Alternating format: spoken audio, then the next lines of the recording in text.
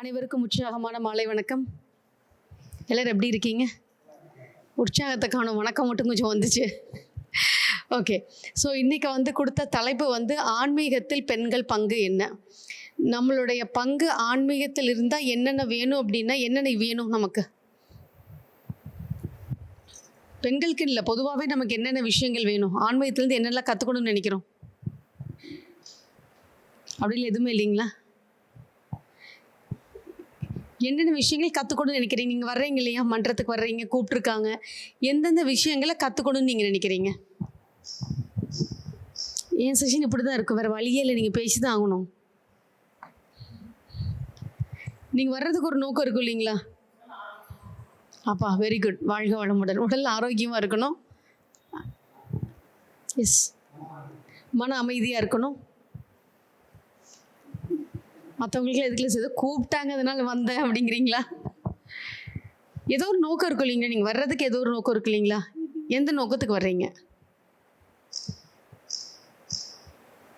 பெண்கள்கிட்ட பிரச்சனையே என்னென்னா, பேச வேண்டிய இடத்துல பேச மாட்டோம், எங்கெல்லாம் பேச வேண்டாமோ அங்கெல்லாம் தான் பேசுவோம். எங்கே பேசலாம்? அப்போ நோக்கம் இல்லை, சும்மா கூப்பிட்டாங்க வர்றீங்களா? ஓகே, குடும்பத்தில் பிரச்சனை இருக்குது, குறையணும். வேறு சரி, நம்ம தவம் பண்ணுறோம் இல்லைங்களா? எதுக்கு தவம் பண்ணுறோம்? மனம் ஓகே, மனதை ஒரு நிலைப்படுத்துறதுக்கு. நம்ம ஆன்மீகத்துக்குள்ளே வர்றோம் அப்படின்னாலே நல்ல விஷயங்கள் எந்தளவு முடியுமோ அந்தளவு எடுக்கணும். அப்படி நம்மளை மாற்றிக்கணும். ஆன்மீகத்தை அப்படியே நான் எப்போவும் மனோதத்துவ வல்லுனர் அப்படிங்கிறதுனால, மனநல ஆலோசகர்னால அதோடைய தான் யூஸ்வலாக நான் கனெக்ட் பண்ணுவேன். இந்த செஷனையும் அதே மாதிரி தான். நான் ஆன்மீகத்தை மனோ ரீதியாக எப்படி பார்க்கலாம் அப்படின்னு ஒரு 6-7 ரூல்ஸை மட்டும் நம்ம பார்க்கலாம். இதில் எந்தெந்த ஏரியாவில் நீங்கள் நல்லா பண்ணிகிட்ருக்கீங்க அல்லது எந்தெந்த ஏரியாவில் நம்ம மேன்மைப்படுத்திக்கணும் அப்படின்னு பார்த்தோம்னா, மனோதத்துவம் ஆன்மீகம் மகரிஷி அவர்கள் சொன்ன மாதிரி ஒன்று கறந்தது தான். விஞ்ஞானமும் நம்மளோட சயின்ஸும் சைக்காலஜியும் ரெண்டுமே ஒன்றா போகிறது தான் ஆன்மீகம். ஆன்மீகங்கிறது வெளியில் பெருசாக பிரபஞ்சத்துக்கு வெளியில் இருக்கக்கூடிய விஷயம் இல்லை. நம்மளுடைய மனோ தத்துவமும் விஞ்ஞானமும் ஒருங்கிணைந்து நம்ம செயல்படுறது, அதுதான் நம்ம ஆன்மீகம் நம்ம சொல்ல வர்றோம். அப்போ இப்போ ஒரு 6-7 ரூல் பார்க்கலாம். ஆனால் என்னென்னா, நீங்கள் வாயை திறந்து பேசணும். மௌனமாக என்னடா 1 மணி நேரத்தில் நீங்கள் மௌனமாக இருக்க வேண்டிய அவசியமே கிடையாது. தவத்தை முடிச்சிட்டிங்க அப்படின்னா கண்டிப்பாக அது கலந்துரையாடலாட்ட தான் போகுது. ரைட்டுங்களா? இப்போது உங்களுடைய எதிரி யார்? மனசு தானே? ஓகே, அவங்களுக்கு மனசு, மற்றவங்களுக்கு? பாப்பா உனக்கு நிறைய பேர் இருக்காங்களா? உங்களது எதிரி யார்? நீங்கள் தான் எதிரியா? அது நல்லா தெரியுதா? இது இங்கே ஒத்துக்கிறீங்க, வெளியில் சொன்னால் ஒத்துக்குவீங்களா? கேட்டால் ஒத்துக்குவீங்களா?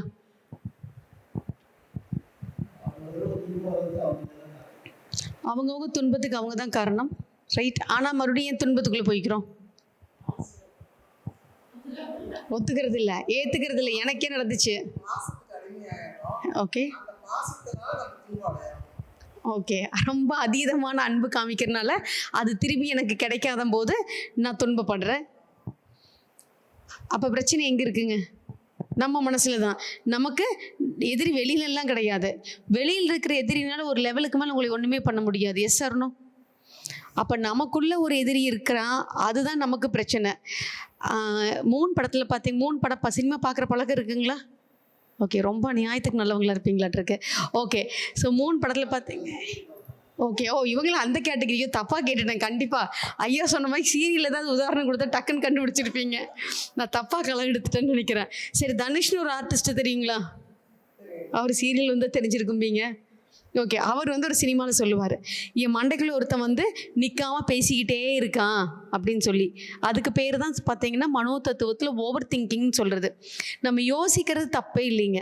ஆனால் நம்ம மனசு என்ன பண்ணுன்னா, காலையில் எந்திரிச்சதுலேருந்து நைட்டு நல்லா தூங்குற வரைக்கும் எந்திரிப்பீங்க, வேலை செய்வீங்க, சாப்பிடுவீங்க, சமையல் பண்ணுவீங்க, உங்கள் வேலைக்கு போவீங்க, எல்லா வேலையும் செய்வீங்க. ஆனால் உள்ள அந்த மனசு என்ன பண்ணிகிட்டு இருக்குது? அது பாடல் தனியாக ஓடுது, அலைனே ஆறதில்லை. நம்ம என்ன செய்கிறோமோ அதோட நம்ம மனசு அலைனே ஆறதில்லை. நாம் ஒரு வேலை செய்கிறோம், உள்ளுக்குள்ள தனுஷ் சொல்கிற மாதிரி ஒரு பக்கம் ரீரெக்கார்டிங் தனியாக ஓடிக்கிட்டே இருக்குது அப்படின்னா, என்னைக்காவது ரொம்ப ஒரு பிரச்சனை இருக்கிற அன்னைக்கு ஓடுறது ஓகே. ஆனால் அடிக்கடி ஓடுது அப்படின்னா நம்ம கொஞ்சம் அதை யோசிக்கணும். அப்போ அதை தான் நம்ம எதிரின்னு சொல்கிறோம். அப்போ ஓவர் திங்கிங், யோசிக்கிறது தப்பு இல்லை. ஏன் திரும்ப திரும்ப யோசிச்சுட்டே இருக்கோம் இல்லைங்களா, அந்த யோசிக்கிற விஷயத்தை தான் நம்ம எதிரின்னு நம்ம சொல்கிறோம். நிறைய இடத்துல நம்ம எல்லை கட்டி வச்சுருப்போம். எல்லை தேவைங்களா? ஒரு பவுண்ட்ரி அப்படிங்கிறது ஒரு எல்லைன்னு சொல்கிற இல்லை, ஒரு லிமிட். இதுதான்ப்பா லிமிட்டு, இதுதான் எல்லை. அந்த எல்லை தேவைன்னு நினைக்கிறீங்களா, தேவையில்லைன்னு நினைக்கிறீங்களா? தேவைதான். ஓகே, அப்போ நீங்கள் மனசில் அந்த எல்லை எங்கே இருக்கணும்? நீங்கள் மனசில் ஒரு எல்லை வச்சுட்டிங்கன்னா அதுக்கு மேலே உங்களால் செயல்பட முடியுமா? வாய்ப்பே இல்லை. அப்போ எல்லை எங்கே இருக்கணும் அப்படிங்கிறது நம்ம நிர்ணயம் பண்ணணும். ஆனால் என்ன பண்ணுறோன்னா, எல்லை கொண்டு மைண்டில் வச்சிடுறேன். என்ன இவ்வளோதான் முடியும், இதுக்கு மேலே முடியாது, அவ்வளோதான் எனக்கு தெரியும், இதுக்கு மேலே புரியாது. இதெல்லாம் எனக்கு நம்மகிட்ட இருக்கக்கூடிய மனசில் வச்சுருக்கக்கூடிய தடை. அதுதான் ஆங்கிலத்தில் சொல்லுவோம் மைண்ட் பிளாக். அந்த மைண்ட் பிளாக் தான் நம்மகிட்ட இருக்கக்கூடிய மிகப்பெரிய பிரச்சனை. அப்போ எதிரி அப்படிங்கிறது யார் அப்படின்னா, இங்கே இருக்கக்கூடிய மைண்ட் பிளாக் தான். வெளியில் யாராவது வந்து, அக்கா உங்கள் பேர் என்ன? உங்கள் பேர்? அவங்க பேர் ஸ்னேகா, ஸ்னேகலதா. ஓகே, இப்போ ஸ்னேகலதானாலும் இதெல்லாம் முடியாதுன்னு நான் சொன்னேன் அப்படின்னா பிரச்சனையே கிடையாது. ஆனால் ஸ்னேகலதாக்காவே நினச்சிட்டாங்க வைங்க, என்னால் இதெல்லாம் முடியாது, எவ்வளோதான் என்னால் முடியும் அப்படின்ட்டாங்கன்னா அதுக்கு மேலே வாய்ப்பே இல்லை. என்னால் இதுக்கு மேலே முடியாதுன்னு ஸ்ட்ராங்காக சொல்கிறாங்க பார்த்தீங்களா, அதுதான் லிமிட்டிங் பிலீஃப், அதுதான் பிளாக், அதுதான் தடை. அப்போ அது எடுத்தோன்னா அதுக்கு மேலே நம்ம போக முடியும். அது எடுக்கலை அப்படின்னா ஸ்னேகலதாக்கா கடைசி வரைக்கும் ஸ்ட்ராங்காக நிற்பாங்க. இவ்வளோதான் என் பொட்டன்ஷியல், இதுக்கு மேலே என்கிட்ட எதிர்பார்க்காதீங்கன்னு. ஆனால் செய்ய முடியுமான்னு நினச்சா அவங்க நினச்சா செய்ய முடியுமே தவிர நம்ம யார் நினச்சாலும் செய்ய முடியாது.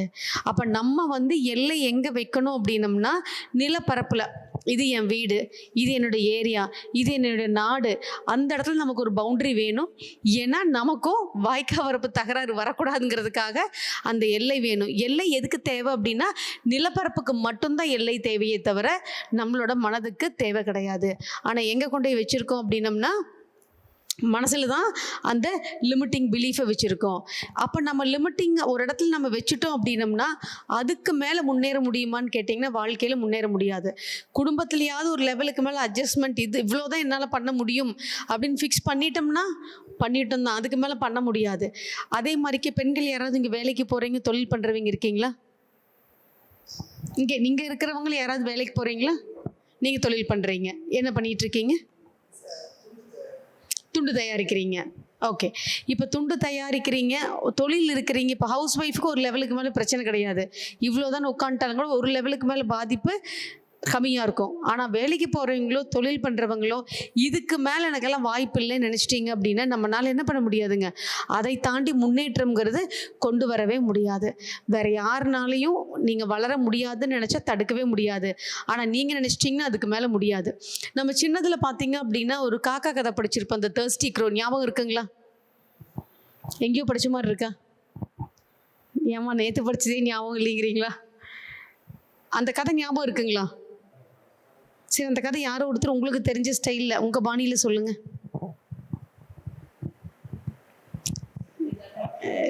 நீங்கள் 2 கதையும் கூட சொல்லுங்கள், ஒன்றும் பிரச்சனை இல்லை. முதல்ல ஒரு கதையை சொல்லுங்கள். வட கதையே வேண்டாம், அடுத்த கதைக்கு வாங்க. அந்த கதை தான் சொல்லுங்கள்.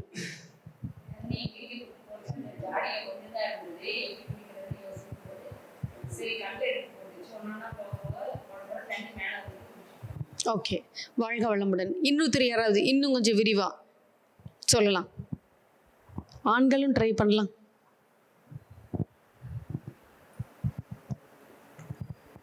இந்த கதையை சொல்ல மாட்டீங்களா? அவங்க அழகா சொன்னாங்க இல்லையா, சொல்லுங்க அந்த கதையை. நீங்களா பேசுவீங்க தானே, வெளியே வந்து பாருங்கிறீங்களா? அப்புறம் பாருங்கங்களேயா, ஏதோ இங்கே அப்படி உட்கார்ந்துருக்கோம், அது நல்லா தெரிஞ்சனால தான் உங்ககிட்ட கேட்குறேன். ஓகே, இந்த கதை பார்த்தீங்க அப்படின்னா ஒரு சின்ன கதை தான். ஏன் இந்த முடிவையே நம்ம கொடுக்குறோன்னா, அங்கே வந்து அந்த கதைக்கு ஒரு எல்லை கட்டி வச்சுருக்கோம். ஒரு இப்படி தான் முடியணும் அப்படிங்கிறத நாம் பழகியிருக்கோம். அதுக்கு மேலே நம்ம என்ன பண்ண மாட்டோம், யோசிக்கவே மாட்டோம். இங்கே இருக்கக்கூடிய ஒவ்வொருத்தர் கதை சொன்னாலும் வெவ்வேறு விதமாக சொல்லுவோமே தவிர கதையில் முடிவு மாறவே மாறாது. ஏன் அப்படின்னா ஃபிக்ஸ் பண்ணி வச்சிட்டோம், முடிவு பண்ணிட்டோம். ஆக்சுவலாக பார்த்தீங்கன்னா நான் இங்கிலீஷ் கிளாஸ் எடுத்துகிட்டு இருப்பேன். ஆன்லைன் இப்போ தான் ஒரு கோவிடுக்கு அப்புறம் ஆன்லைனில் எடுக்கிறேன். அதுக்கு முன்னாடி லைவாக கிளாஸ் எடுக்கும்போது ஒரு 3rd standard 4th standard Saturday Sunday ஆனால் நாங்கள் எல்லாம் பெருசாக சார் ரவுண்டாக உட்காந்துருவோம். உட்காந்துட்டு ஒவ்வொருத்தரும் ஒவ்வொரு ஆங்கில கதை சொல்லணுங்கிறத டாஸ்க்கு. அப்போ நான் இந்த காக்கா கதை தான் அப்படியே பயங்கர நெரேட்டிவாக அப்படியே சொல்லி முடிச்சிட்டேன். முடிச்சதுக்கப்புறம் அடுத்தடுத்து ஸ்டூடெண்ட்ஸ் சொல்ல ஆரம்பித்தாங்க. ஒரு 3rd ஸ்டாண்டர்ட் குழந்தை மட்டும் என்னை இப்படியே பார்த்துட்டே இருந்தது. நம்ம நல்லா தானே சொன்னோம், அந்த குழந்தை ஏன் நம்மளையே பார்த்துட்ருக்குன்னு. சரி முடிக்கிற வரைக்கும் பார்த்தேன், அந்த குழந்தை என்னையே தான் பார்த்துட்டு இருந்தது. அப்போ கேட்டேன், ஏன் பார்த்துக்கிட்டே இருக்க, நான் நல்லா தானே சொன்னேன் அப்படின்னு. அப்போ அந்த குழந்தை ஒரு அழகான கேள்வி கேட்டுச்சு, மேம் ஏன் அந்த காக்கா இவ்வளோ கஷ்டப்பட்டுச்சு, ஒவ்வொரு கல்லை எடுத்து போட்டு தண்ணி மேலே வந்து அது குடிச்சிட்டு தன்னுடைய தேர்ஸ்ட்டை குவென்ச் பண்ணிட்டு பறந்து போச்சு, ஒரு ஸ்ட்ரா எடுத்து போட்டிருந்தா 1 செகண்டில் வேலை முடிஞ்சிருக்குன்னு தானே அப்படின்னு. நான் அந்த கதையை சொல்லி ஹார்ட் ஒர்க்குக்கு விளக்கம் கொடுத்துக்கிட்டு இருக்கிறேன். அந்த குழந்தை கதையை ஸ்மார்ட் ஒர்க்கில் கொண்டு போய் முடிக்குது. ஒரு சின்ன கதையே ஒரு பிலீஃப் சிஸ்டம், லிமிட்டிங் பிலீஃப் இருந்ததுன்னு வைங்களேன், ஒரு பிளாக் இருந்ததுன்னு வைங்களேன். நான் ஒரு பயிற்றுனர், எனக்கு இவ்வளோ எக்ஸ்போஷர் இருக்குது, அப்போவுமே அந்த கதையை மாற்றி சொல்லணும், டிஃப்ரெண்ட்டாக கொண்டு முடிக்கணும்னு தோணல. ஏன் அப்படின்னா அந்த கதை இப்படி தானே ஆரம்பிக்கும், இப்படி தான் முடியும். யார் ஃபிக்ஸ் பண்ணி வச்சுருக்கிறா? நான் ஃபிக்ஸ் பண்ணி வச்சுருக்கேன். அதனால அந்த கதை அதே விதத்தில் சொல்லிகிட்டு இருக்கேன். அங்கே எந்த ஒரு ஆக்கத்திறனும் இல்லை. அதே பார்த்தீங்க அப்படின்னா அந்த 8-9 வயசு குழந்தைக்கு லிமிட்டிங் பிலீஃப் எல்லாம் இல்லை. அது எப்படி யோசிக்குதுங்க? அகண்டு யோசிக்குது. யோசிக்கிறனால ஒரு கதை என்ன பண்ணலாம், இப்படியும் முடிக்கலாம். ஹார்ட் ஒர்க் எப்படி முடிக்கலாம், ஸ்மார்ட் ஒர்க்காகவும் முடிக்கலாம் அப்படிங்கிறது. இதுதான் நம்ம எல்லை கட்டி வச்சோம்னா ஒரு சின்ன கதைக்கே கிளைமேக்ஸ் நமக்கு மாற்றி கொடுக்க தெரியல. இத்தனை அனுபவங்கள் இருந்தே. ஆனால் சின்ன குழந்தை, ஒரு 9 வயசு குழந்தை, பிளாக் மட்டும் இல்லை அதுக்கு. இந்த கதை இப்படி தான் முடியும் அப்படிங்கிற இந்த சிஸ்டத்துக்குள்ளே இந்த குழந்தை இல்லை. ஒரு கதையை கேட்டோனையும் அழகாக முடிக்குது. இதுக்கு பேர் என்னங்க? இந்த ஸ்கில்லுக்கு, இந்த திறனுக்கு பேர் என்ன? நான் ஒரு விதமாக முடித்தேன். அந்த கதை எல்லாரும் சொல்கிற மாதிரி ஒரு கதை. ஆனால் அந்த குழந்தை அதையே மாற்றி முடிக்குது இல்லைங்களா? அது ஒரு திறன். அந்த திறனுக்கு பேர் என்ன? அறிவுன்னு சொல்லலாம். Very good. நுண்ணறிவுன்னு சொல்லலாம். ஐயா சொல்லுங்க. கிரியேட்டிவிட்டி, ஆக்கத்திறன் தானுங்களே. ஒரு விஷயம் இப்படி நடந்துட்டு இருக்கு, அது இன்னும் கொஞ்சம் வித்தியாசம் பண்ணால் இனோவேஷன் தான், கிரியேட்டிவிட்டி தான். அப்போ ஒரு மனுஷனுக்கு எங்கே கிரியேட்டிவிட்டி வருது, எங்கே இனோவேஷன் வருது அப்படின்னா பிளாக் இருக்கக்கூடாது. இது இப்படி தான் ஆரம்பிக்கணும், இப்படி தான் முடியணும் அப்படின்னு பிளாக் இல்லை அப்படின்னா மட்டும்தான் நம்ம எப்படி யோசிப்போங்க, வித்தியாசமாக யோசிப்போம். இல்லைன்னா தேஞ்ச ரெக்கார்டாட்ட இன்னும் 10 வருஷம் ஆனாலும் இதை ஸ்டிக்கரை எப்படி சொல்லுவோம், அப்படித்தான் சொல்லுவோம். அப்போ இது எப்படி வேணாலும் நடுவான் ட்விஸ்ட் கொடுக்கலாம், எப்படி வேணாலும் முடிக்கலாம் அப்படின்னா நமக்கு ஒரு எல்லை இல்லை. எப்போவுமே எல்லை இல்லை அப்படின்னா தான் அங்கே வந்து ஒரு அபரிவிதமான மாற்றம் வரும். இது மட்டும்தான் சிஸ்டம். நம்ம செய்யக்கூடிய இடத்தில் சிஸ்டம்ங்கிறது வேற. அந்த வேலையை நான் எப்படியெல்லாம் வித்தியாசமாக செய்யலாம், எப்படியெல்லாம் பேசலாம், இதுதான். இன்னைக்கு ஹார்ட் ஒர்க் எந்த அளவு முக்கியமோ அதே மாதிரி ஸ்மார்ட் ஒர்க் அப்படிங்கிற விஷயம் ரொம்ப ரொம்ப முக்கியம். ஸ்மார்ட் ஒர்க்குக்கு ஆக்கத்திறன் இருந்தால் சாத்தியமாகும். இப்போ வேதாத்திரிய தத்துவங்களே எத்தனை பேர் கிளாஸ் எடுத்துட்டு இருக்கீங்க? ஆசிரியர்கள் யாராவது இருக்கீங்களா? இல்லைங்க, ஒன்று ஆமான்னு சொல்லணும், இல்லைன்னா இல்லைன்னு சொல்லணும். ஒருத்தர் பார்த்துக்கிட்டிங்கன்னா நான் எதோ தப்பாக கேட்டணும்னு டவுட்டாக இருக்குது. அவங்க ஒருத்தர் மட்டும் கிளாஸ் எடுக்கிறாங்க. சரி, கிளாஸ் எடுக்கிறவங்க கூட இப்படி கொஞ்சம் கை தூக்கிக்கலாம். ஒருத்தர் அவங்க எடுக்கிறாங்க. ஓகே, ஆண்கள் யாருமே எடுக்கிறது இல்லைங்களா? ஐயா எடுப்பாங்க. ஓகே, ஐயா எடுக்கிறாங்க. ஒரு 3 பேர் எடுக்கிறீங்க. ஓகே, சரி. இப்போ நீங்கள் கிளாஸ் எடுக்கிறீங்க. நம்ம கற்றுக்கிட்டப்போ எவ்வளோ வருஷம் ஆச்சுங்க நீங்கள் 3 பேர் வந்து வேதாத்திரியத்துக்குள்ளே வந்து? ஒரு ஆவரேஜாக ஐயா நீங்கள் எவ்வளோ வருஷம் ஆச்சுங்க? எவ்வளோங்க? 30 வருஷம் ஆச்சு. ஓகே, அப்போ எடப்பாடிக்கு மனவளக்கலை வரும்போதே அறிமுகப்படுத்தும் போதே ஐயா ஒரு டீம் தான் அறிமுகப்படுத்தி இருக்குன்னு நினைக்கிறேன். வாழ்க வளமுடன். அடுத்தது எவ்வளோ வருஷம் இருப்பீங்க? 15 வருஷமா? அம்மா நீங்கள் எவ்வளோ வருஷமாக இருக்கீங்க? 25 வருஷமாக இருக்கீங்க. இப்போ நம்ம ஒவ்வொரு வித்தியாசம் 15, 30 சீனியர்ஸ் எல்லாம் இருக்கீங்க. ஏன்னா 15 வருஷம், 20 வருஷம், 30 வருஷங்கிறது சீனியர்ஸ் இருக்கீங்க. நீங்கள் உள்ளே வந்தபோது ஒரு சப்ஜெக்ட் உள்வாங்கியிருப்பீங்க இல்லைங்களா? அதே மாதிரி கொடுத்துட்ருக்கீங்கன்னா அந்த காலகட்டத்துக்கு ஓகே. எப்போங்க? 30 வருஷத்துக்கு முன்னாடி ஓகே. ஆனால் 30 வருஷத்துக்கு அப்புறம், 25 வருஷத்துக்கு அப்புறம், 15 வருஷத்துக்கு அப்புறமே நான் கற்றுக்கிட்டது அதுதான். அதை அப்படியே கொடுத்துக்கிட்டு இருக்கேன் அப்படின்னா அதுக்கு பேர் தான் என்னங்க? எல்லை கட்டி வச்சிட்டோம். இதை சப்ஜெக்டை இப்படி மட்டும்தான் எடுக்கணும். அது கால அளவில் ஒர்க் ஆகுமான்னு கேட்டிங்கன்னா ஒர்க்கு ஆகாது. நீங்கள் 30 வருஷத்துக்கு நம்ம எடுத்த மாதிரி ஒரு காலேஜில் ஸ்கூலுக்கு போய் நீங்கள் எடுக்க முடியும்னு நினைக்கிறீங்களா? நீங்கள் எடுப்பீங்க, பசங்க கேட்க மாட்டாங்க. தனியாக பேசிகிட்டு இருக்கலாம். பசங்க நீ கிளம்பு அல்லது நான் கிளம்புறேன்ட்டுருவாங்க. அதனால் நான் எங்கே மன்றத்துக்கு போனாலுமே ஃபஸ்ட்டு கேட்குறது என்னோடய ஸ்டைல் எடுக்க விடுறீங்களான்னு தான் கேட்டுக்குவேன். ஏன்னா அந்த ஸ்டைல் எடுக்க விட்டால் மட்டும்தான் நான் கமிட் ஆகிக்குவேன். என்ன காரணம்னா என்னோடய ஸ்டைல் ஃப்ரீ ஸ்டைல் தான். ஒரு எல்லைக்குள்ளே எனக்கு நிற்கவெல்லாம் தெரியாது. என் டாப்பிக்கில் எனக்கு மைண்ட் ரிலேட்டடாக பேச தெரியும், மன அழுத்தத்துக்கு ரிலேட்டடாக என்னால் கொடுக்க முடியும். ஏன்னா அதை வேதாத்திலிருந்து கற்றுருக்கிறனால ஒரு சிஸ்டம் இது இப்படி தான் எடுக்கணும் அப்படின்னம்னா எனக்கு வராது. ஏன்னா என் ப்ரொஃபஷன் அப்படி இருக்கிறனால ஒவ்வொரு கிளைண்ட்டு வெவ்வேறு மாதிரி இருப்பாங்க, களம் வெவ்வேறு மாறிக்கிட்டே இருக்கணும். அப்போ ஒரே சிஸ்டம் மாதிரி எடுங்க அப்படின்னு சொன்னால் அது எனக்கு கஷ்டம். அதே மாதிரி ஏன்னா அந்த இடத்துல எனக்கு மைண்ட் பிளாக் இல்லை. யார் எப்படி இருக்கிறாங்களோ அப்படின்னா ஸ்கோர் பண்ணிட்டு போயிட்டே இருப்பேன். ஏன்னா என் ப்ரொஃபஷன், என்னோட தொழிலே அந்த மாதிரி. ஒரு மன ரீதியாக ஒரு பிரச்சனை வருதுன்னா ஒரு பிரச்சனையோடு வருவாங்க, இல்லை 1 கீழே 9 பிரச்சனை இருக்கும். ஒவ்வொருத்தருக்கும் வேறு விதமான 10 பிரச்சனைகள் இருக்கும். அப்போ அதுக்கு தகுந்த மாதிரி நம்ம டீல் பண்ணாதான் ஒர்க் ஆகும். அதே மாதிரி தான் மகரிஷி அவர்கள் கொடுத்த தத்துவம் இருக்குது இல்லைங்களா? அந்த சப்ஜெக்ட் வந்து ரொம்ப ரொம்ப பெரிய சப்ஜெக்ட். ஆனால் இப்படி தான் எடுப்போம் அப்படின்னு நம்ம அது ஃபிக்ஸட் வைக்காமல் அதுக்குள்ளே எப்படி ஆக்கத்திறனோடு செய்யலான்னு கொஞ்சம் யோசிச்சு ஹோம்ஒர்க் பண்ணி செஞ்சோம் அப்படின்னம்னா வேதாத்திரியத்தை நிறைய எடுத்துக்கொண்டு போய் ரீச் பண்ண முடியும். இல்லை நான் இப்படி தான் கற்றுருக்கேன் அப்படின்னு அந்த இடத்துலையும் நின்றுட்டோம் அப்படின்னம்னா என்ன ஆகுதுன்னா ஃபிக்ஸட் மைண்ட் செட். அந்த ஃபிக்ஸட் மைண்ட் செட் பிளாக்ல வச்சிட்டோம் அப்படின்னா அதை தாண்டி என்ன பண்ண முடியாதுங்க, நம்மளால எக்ஸ்ப்ளோரே பண்ண முடியாது. ஏன்னா பெரிய சப்ஜெக்ட், மிகப்பெரிய சப்ஜெக்ட். நம்ம கற்றுக்கிட்டதை தாண்டி அதை இன்னைக்கு காலகட்டத்தில் எப்படி கொடுத்தா மக்கள்கிட்ட போய் ரீச் ஆகணும். அப்போ வெவ்வேறு வழி தான் நம்ம ட்ரை பண்ணணுமே தவிர இல்லை புக்கில் இருக்கிறதே நான் காப்பி பேஸ்ட் பண்ணுற காலம் மலையேறி விட்டது. அதெல்லாம் இனி நமக்கு ஒர்க் ஆகாது. அப்போ யங் ஜென்ரேஷன் வரணும். இப்போ நம்மளை தாண்டி அடுத்த கட்டத்தில் இருக்கிறவங்க உள்ளே வரணும் இல்லைங்களா? சின்ன பொண்ணுங்க, சின்ன பசங்க 30 இயர்ஸ் கீழே 25 வருஷத்துக்குள்ளே இருக்கிறவங்களாம் உள்ளே வரணும் அப்படின்னா நம்ம அந்த மைண்ட் பிளாக்கை ரிமூவ் பண்ணினா தான். வேதாத்திரியத்தில் இன்றைக்கி எல்லாருமே பார்த்திங்கன்னா சீனியர்ஸ் தான் இருக்காங்க. அதை தாண்டி அடுத்த பேட்ச் உள்ளே வரணுமானா கண்டிப்பாக நம்மளாம் அசோசியேட்டாக பின்னாடி இருந்து நீ கைட் பண்ணணும். யங்ஸ்டர்ஸ் உள்ளே வரணும். அப்போ யங்ஸ்டர்ஸ் உள்ளே வரும்போது நம்ம மைண்ட் பிளாக்கை ரிமூவ் பண்ணி அவங்களுக்கு தகுந்த மாதிரி அலைன் பண்ணி அந்த மோட்டிவேஷன் என்கரேஜ்மெண்ட் கொடுத்தா தான் வேதாத்திரியத்தை என்ன பண்ண முடியும், நம்மளே அடுத்த லெவலுக்கு எடுத்துகிட்டு போக முடியும். எஸ், இது அக்ரி பண்ணிக்கிறீங்களா? ஏன்னா அதுதான் ஒர்க் ஆகும். அப்போ நம்ம என்ன பண்ணணும், நிறைய லேர்னிங் போகணும். நிறைய விஷயங்கள் எப்படி இன்னும் டிஃப்ரெண்ட்டாக எடுக்கலாம். ஏன்னா ஆசிரியர்களுக்காக மாணவர்கள் கிடையவே கிடையாது, மாணவர்களுக்காகத்தான் ஒவ்வொரு ஆசிரியரும். அப்போ இன்னைக்கு அப்டேட்டராக இருக்கிற மாணவர்களுக்காக நம்ம அப்டேட் ஆகணும் அப்படின்னா அந்த மைண்ட் பிளாக்கை எல்லாம் கட்டி வச்சுருக்கோம் இல்லைங்களா, அதை என்ன பண்ணுங்க, உடைக்கணும்.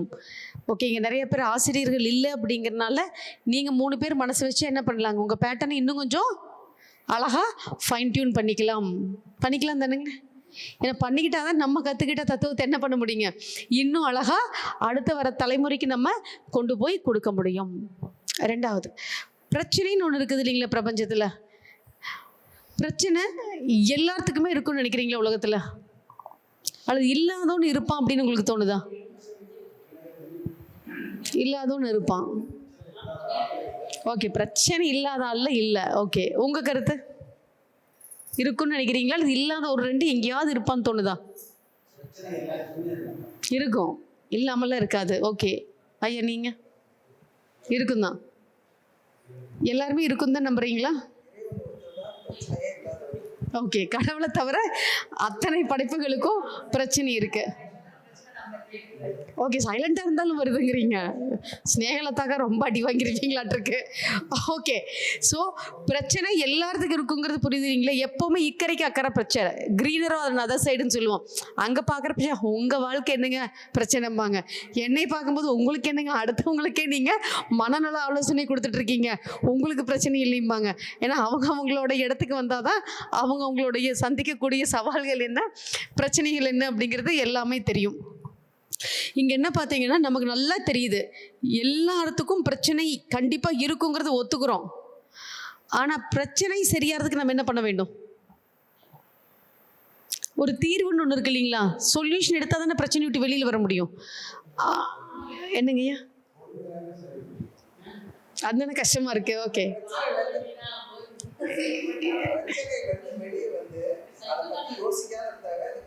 ஓகே. அப்போ வந்து அந்த பிரச்சனை ஒரு கட்டத்துக்கு மேலே இக்னோர் பண்ணிடலாம், தவிர்த்துடலாங்கிறது அது ஒரு தீர்வு.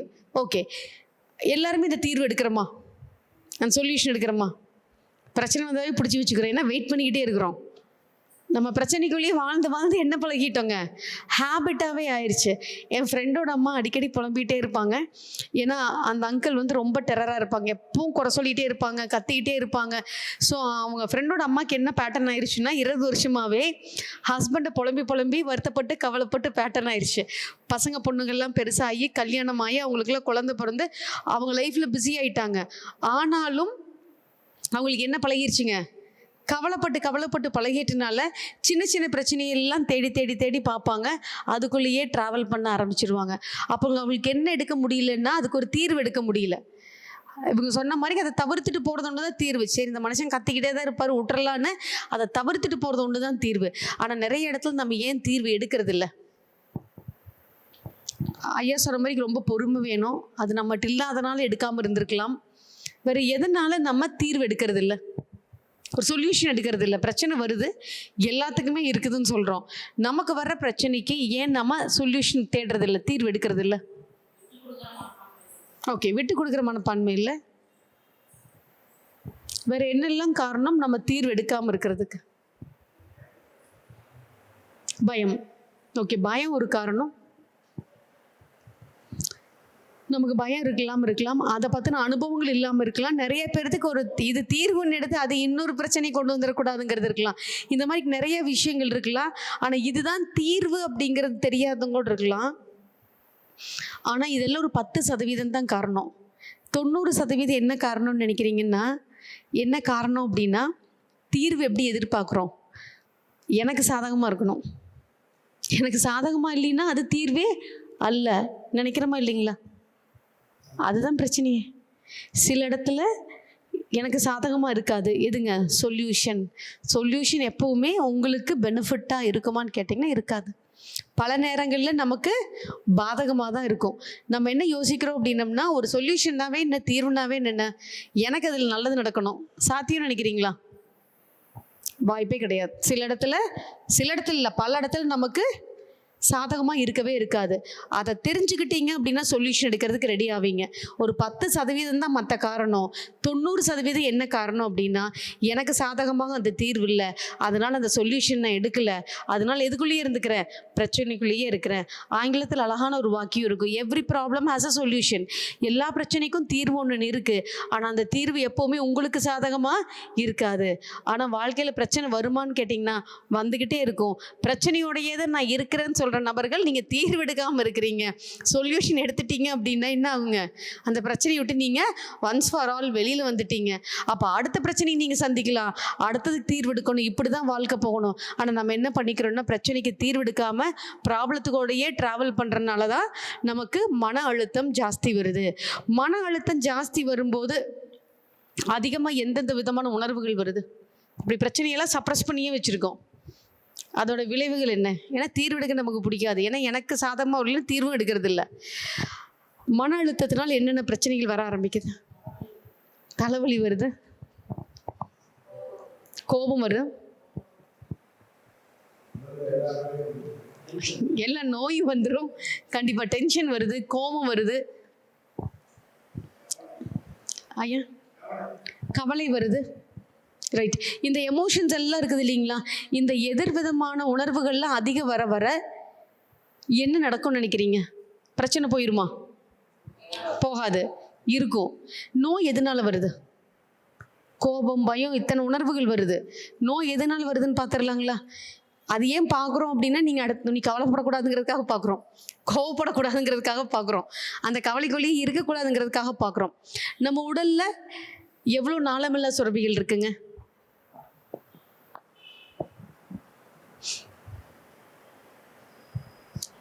எண்டோக்ரைன் கிளான்ஸ் எவ்வளோ இருக்கிறது சொல்லுவீங்க? நம்பர் தானே, காசா பணமா? எவ்வளோ வேணாலும் சொல்லுங்கள். நம்புறது இவ்வளோ இருக்கு, சொல்லுங்கள். தப்பாக இருந்தாலும் பரவாயில்ல, இதில் என்ன இருக்குது? 7. வெரி குட், வாழ்க வளமுடன், கரெக்டாக சொல்லியிருக்கீங்க. நம்மளோட உடலில் 7 நாளமில்லா சுரப்பிகள் இருக்குது. நம்ம உடலில் எவ்வளோ சக்கரா இருக்குங்க? 7 சக்கரா இருக்குது. ஓகே, 7 சக்கரா இருக்குது. 7 சக்கரா இருக்குதுங்கிறத ஞானிகள் எப்போ கண்டுபிடிச்சாங்க? எப்போ உலகத்துக்கு சொல்கிறாங்க நம்ம உடலில் 7 சக்கரா இருக்குன்னு? என்னங்கய்யா? ஐயா தான் சொல்லி கொடுத்தாரு. எந்த ஐயா சொல்லி கொடுத்தாரு? அவரையே கேட்டுருவோம். ஐயா தான் சொன்னாருங்களா?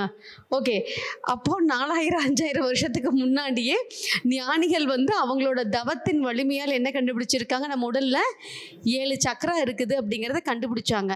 ஆனால் விஞ்ஞானம் பார்த்திங்கன்னா ஒரு சில வருடத்துக்கு முன்னாடி தான் நம்ம ஒரு உடலில் 7 நாளமில்லா சுரப்பிகள் இருக்குது அப்படின்னு கண்டுபிடிச்சி உலகத்துக்கு சொல்கிறாங்க. யோசிச்சு பாருங்கள், சித்தர்கள் எல்லாம் அவங்க தவத்தின் வலிமையால் கண்டுபிடிச்சதை ஒரு இன்ஸ்ட்ருமெண்ட்டை யூஸ் பண்ணி, டெக்னாலஜி யூஸ் பண்ணி கண்டுபிடிக்கிறதுக்கு இத்தனாயிரம் வருஷங்கள் ஆகிருக்கு.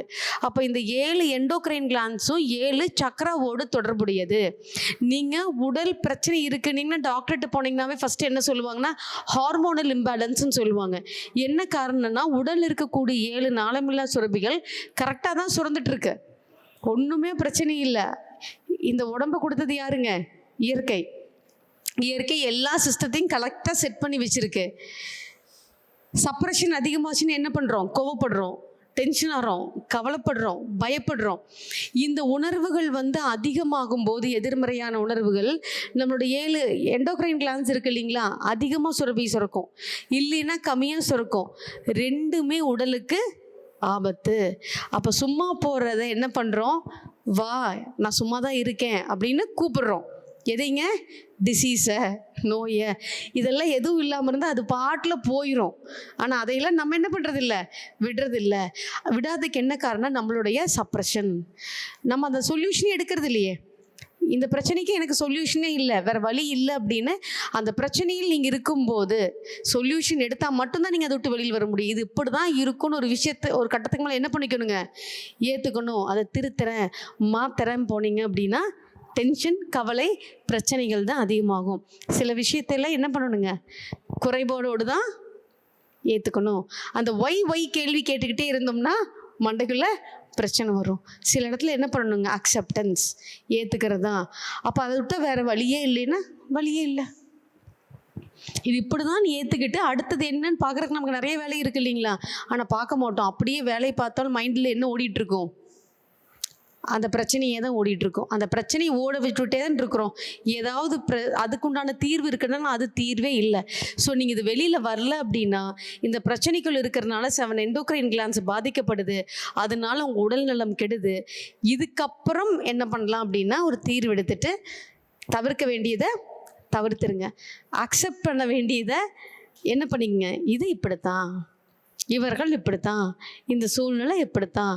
அதை குறை சொல்லிகிட்டே இருக்கிறதுனால என்ன மாற்றம் நடக்க போகிறது இல்லைங்க, எதுவுமே மாறப்போகிறதில்லை. என்னுடைய உடல்நிலை மட்டும்தான் கெட போகிறது. எஸ், அப்புறம் சொல்யூஷன் எடுக்கலாம் இல்லைங்களா? வேறு வழியே இல்லை, ஆப்ஷனே இல்லை. நான் உடம்பை கெடுத்துக்கிட்டு அந்த பிரச்சனை மறுபடியும் உங்களுடைய உடம்பை கெடுத்துட்டு 2 பிரச்சனையோடு சுற்றுறதுக்கு ஒரு பிரச்சனையை என்ன பண்ணிக்கலாம்? சொல்யூஷன் எடுக்கலாம். தீர்வு உங்களுக்கு தான் தெரியும், வேறு யாருக்கும் தெரியாது. தீர்வு சொல்யூஷன் உங்களுக்கு தான் தெரியும். திரும்பவும் சொல்கிறாங்க, உங்களுக்கு சாதகமாக தீர்வு இருக்கவே இருக்காது. எடுத்துட்டு அடுத்தது என்னன்னு பார்க்குறது தான் புத்திசாலித்தனம். இது 2வது விஷயம். 3வது, உங்களுக்கு ஆன்மீகம் அப்படின்னா யார் ஞாபகம் வர்றா? ஆன்மீகங்கிற வார்த்தை கேட்கும்போது உங்களுக்கு மனசுக்கு வரக்கூடிய நபர்? ஹலோ, நான் ரொம்ப டஃப்பான கேள்வி கேட்கவே இல்லையே, அவுட் ஆஃப் கொஸ்டினாட்டவே நீ பார்க்குறீங்க. சுவாமிஜி ஞாபகம் வர்றாரு உங்களுக்கெல்லாம்? நல்ல வழியில் போகிறது. ஓகே, யார் ஞாபகம் வர்றாருன்னு கேட்குறேன். யார் ஞாபகம் வர்றான்னு கேட்குறேன். என்ன ஞாபகம் வந்ததுன்னு கேட்கல. ஆன்மீகம் அப்படின்னு ஒரு வார்த்தை கேட்கும்போது உங்கள் மனதுக்கு ஞாபகம் வரக்கூடியவங்க யார்? என்னாச்சு? கடவுள், உங்களுக்கு மகரிஷி அவர்கள்.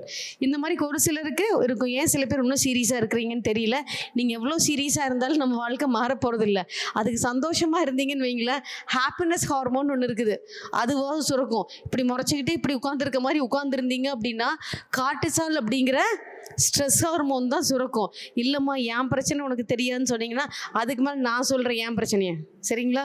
அதனால நீங்கள் சிரிக்கிறதுனால உங்கள் பிரச்சனை மாறப்போகிறது இல்லை. நீங்கள் சிரிக்காமல் முறைச்சிக்கிட்டே இருக்கிறதுனால, அதுக்கு சிரிச்சிங்கன்னா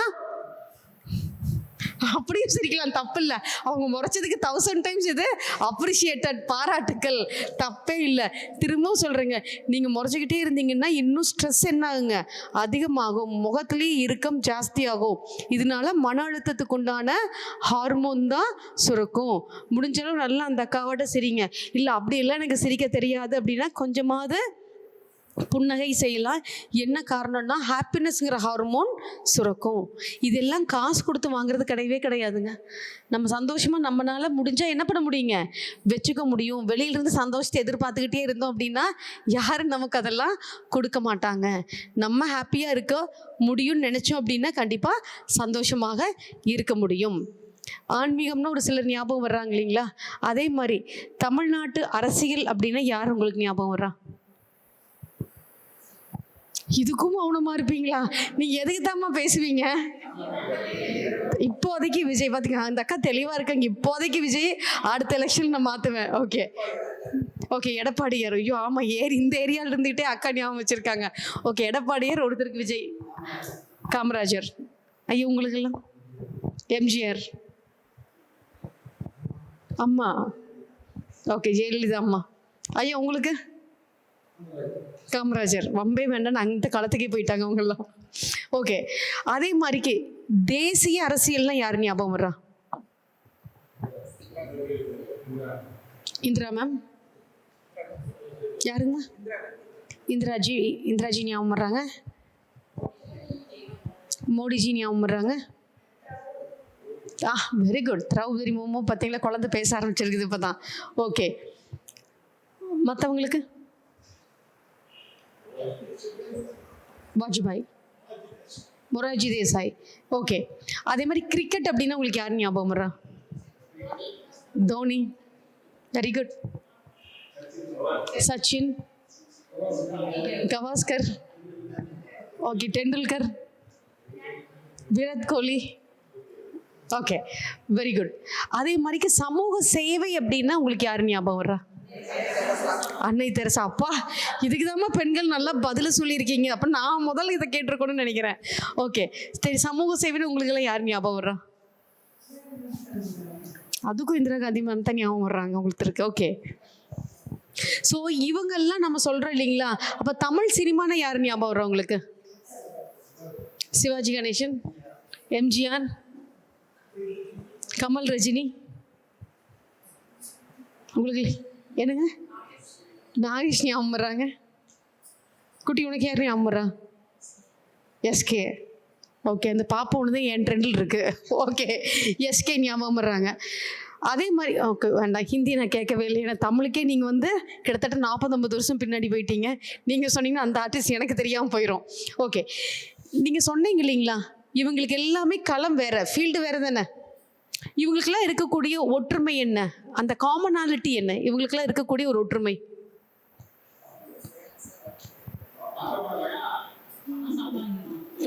அவங்கள பணம் சம்பாரிச்சவங்க. அக்கா தெளிவாக இருக்காங்க. ஓகே, அவங்கள பணம் சம்பாரிச்சவங்க. வேற பாப்புலர், இவங்க சொன்ன மாதிரி ஃபேமஸாக இருக்கிறவங்க. எதனால ஃபேமஸ் ஆனாங்க? நடிச்சனால. ஒருத்தர் ஃபீல்டில் இருந்தால் நடித்தார், ஃபேமஸ் ஆனார். நல்லது செஞ்சாங்க, நாட்டுக்கு சேவை செஞ்சாங்க, ஃபேமஸ் ஆனாங்க. மற்றவங்க என்னங்க? பணம் முக்கியம், பணத்தை நோக்கி ஓடுனாங்க, அதனால ஞாபகம் வச்சுருக்கோம். வேற ஓகே, அவங்கவுங்க துறையில் சிறப்பாக செஞ்சாங்க. சிறப்பாக செஞ்சவங்களாம் யாருங்க? வெற்றியாளர்கள்னு சொல்லுவோம். நீங்கள் சொன்னவங்க அத்தனையுமே அந்தந்த துறையில் வெற்றி பெற்றவர்கள், உச்சத்தை தொட்டவர்கள். அவங்க வந்து பெரிய மேசிவாக ஜெயிச்சவங்க. நம்ம யாரை ஞாபகம் வச்சுக்குவோம் அப்படின்னா, ஜெயிச்சவங்களை மட்டும்தான் ஞாபகம் வச்சுக்குவோம். முயற்சி பண்ணவங்களே என்ன பண்ண முடியாதுங்க, ஞாபகம் வச்சுக்கவே முடியாது. அப்போ எல்லா இடத்துலையும் நமக்குன்னு ஒரு அடையாளம் வேணும். என்னென்னா நம்ம ஜெயிக்கணும். அது நம்ம தொழிலாக இருந்தால், மெயினாக தொழில், நீங்கள் வேறு ஏதாவது ப்ரொஃபஷனல் இருக்கிறீங்க அப்படின்னாலும் உங்களுக்குன்னு ஒரு அடையாளத்தை ஏற்படுத்தினா மட்டும்தான் நம்ம இருக்கக்கூடியது இடத்துல நம்ம ஜெயிக்க முடியும். அப்போ எல்லாத்தினாலையும் ஜெயிக்க முடியுமா அப்படின்னு கேட்டால், ஒரு ஆன்மீகத்தில் ஜெயிக்க முடியுமான்னு அதையும் பார்த்துருக்கோம். மகரிஷி அவர்கள் இன்னும் நீங்கள் லிஸ்ட்டு சொல்லிட்டு போனால் ஒரு சில குருமார்கள் இருக்காங்க, அவங்கெல்லாம் ஜெயிச்சிருக்காங்க. அப்போ மற்றவங்களுக்கும் இந்த மிகப்பெரிய வெற்றியாளர்களுக்கு என்ன வித்தியாசம்? எதனால் அவங்களாம் மிகப்பெரிய உச்சத்தை தொட்டிருக்காங்கன்னு நினைக்கிறீங்க? ஓகே, முயற்சி.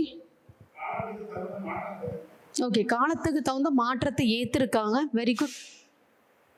வேறு?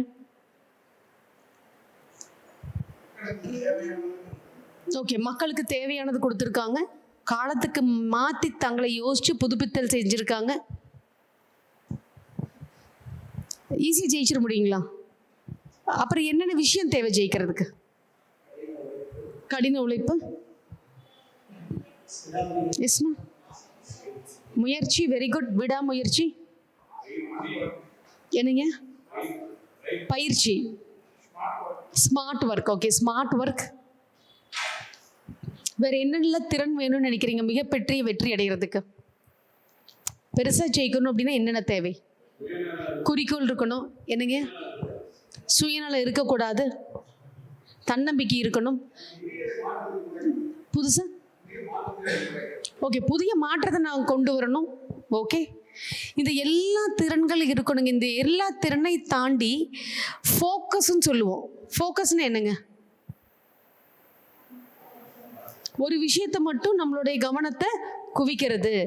இன்னைக்கு பார்த்தீங்கன்னா மனோ தத்துவத்தில் ஃபோக்கஸுங்கிறத தாண்டி லேசர் ஃபோக்கஸ் அப்படிங்கிற ஒரு விஷயம் உள்ளே வருது. அப்போ ஃபோக்கஸுக்கும் லேசர் ஃபோக்கஸுக்கு என்ன வித்தியாசம் அப்படின்னு பார்க்கலாம். இது என்னோட வேலை அப்படின்னு சொல்லி நீங்கள் உங்கள் பிஸ்னஸையோ வேலையோ 100% போட்டு செய்கிறீங்க. ஆனால் குறுக்கால 4 பிரச்சனை வருது. அப்போ இதெல்லாம் விட்டுட்டு அந்த பிரச்சனைக்குள்ளே போயிடுறீங்க. அந்த பஞ்சாயத்து பைசெல்லாம் முடிச்சுட்டு தான் திரும்ப உங்கள் வேலையில் அந்த ஃபுல்லு கவனம் செலுத்துறீங்க அப்படின்னா நீங்கள் ஃபோக்கஸ் பண்ணுறீங்க தான். ஆனால் அப்பப்போ என்ன ஆயிடுறீங்க? திசை திருப்பப்பட்டுறீங்க. அது நம்மளோட சார்ந்த பிரச்சனைகள் தான், ஆனால் திசை திருப்பப்பட்டுறீங்க. லேசர் ஃபோக்கஸ்னால் என்னென்னா, நீ என்ன வேணாலும் பண்ணு, ஆனால் நான் என்ன பண்ண போகிறேன், அந்த விஷயத்தை நோக்கி மட்டுமே என்னுடைய 100% கவனத்தை செலுத்துவேன்னு போயிட்டே இருக்காங்க. பார்த்தீங்களா? அதுதான் லேசர் ஃபோக்கஸ். மற்ற திறன் எல்லாமே நீங்கள் சொன்ன வெற்றியாளர்களுக்கு இருந்திருக்கும். ஆனால் நீங்கள் பட்டியலிட்டவங்க வந்து ஃபோக்கஸை தாண்டி லேசர் ஃபோக்கஸில் இருக்காங்க. லேசர் ஃபோக்கஸில் இருந்தால் மட்டும்தான் மிகப்பெரிய வெற்றியை நாம் அடைய முடியும். இதுக்கு 2 உதாரணம் எனக்கு ரொம்ப பிடிச்ச உதாரணங்களை உங்களுக்கு ஷேர் பண்ணுறேன். நாரை பார்த்துருக்கீங்களா? கேள்விப்பட்டிருக்கீங்களா? கிரேன்.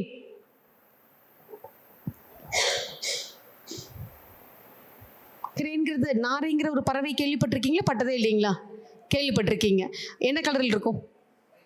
ஒரு வெள்ளை கலரில் இருக்கும். நாரைக்கு பார்த்தீங்க அப்படின்னா பசி எடுத்தது அப்படின்னா பாண்டில் போய் குளத்தில் போய் ஒத்த காலில் நின்றுரும்.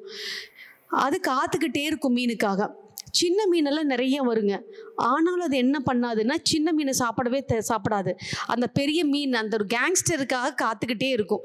எவ்வளோ நேரம் ஆனாலும், மாலை நேரம் ஆனாலும் காத்துக்கிட்டே இருந்து அந்த பெரிய மீன் வந்ததுக்கு அப்புறம் தான் அது கொத்தி சாப்பிடும். எவ்வளோ நேரம் ஆனாலும் அதுக்காக வெயிட் பண்ணும். எதனால நினைக்கிறீங்க? சின்ன மீன் வருதே, எடுத்து சாப்பிட்லாம் தானே. ஏன் அந்த கேங்ஸ்டருக்காக பெரிய மீனுக்காக காத்திருக்கிறது?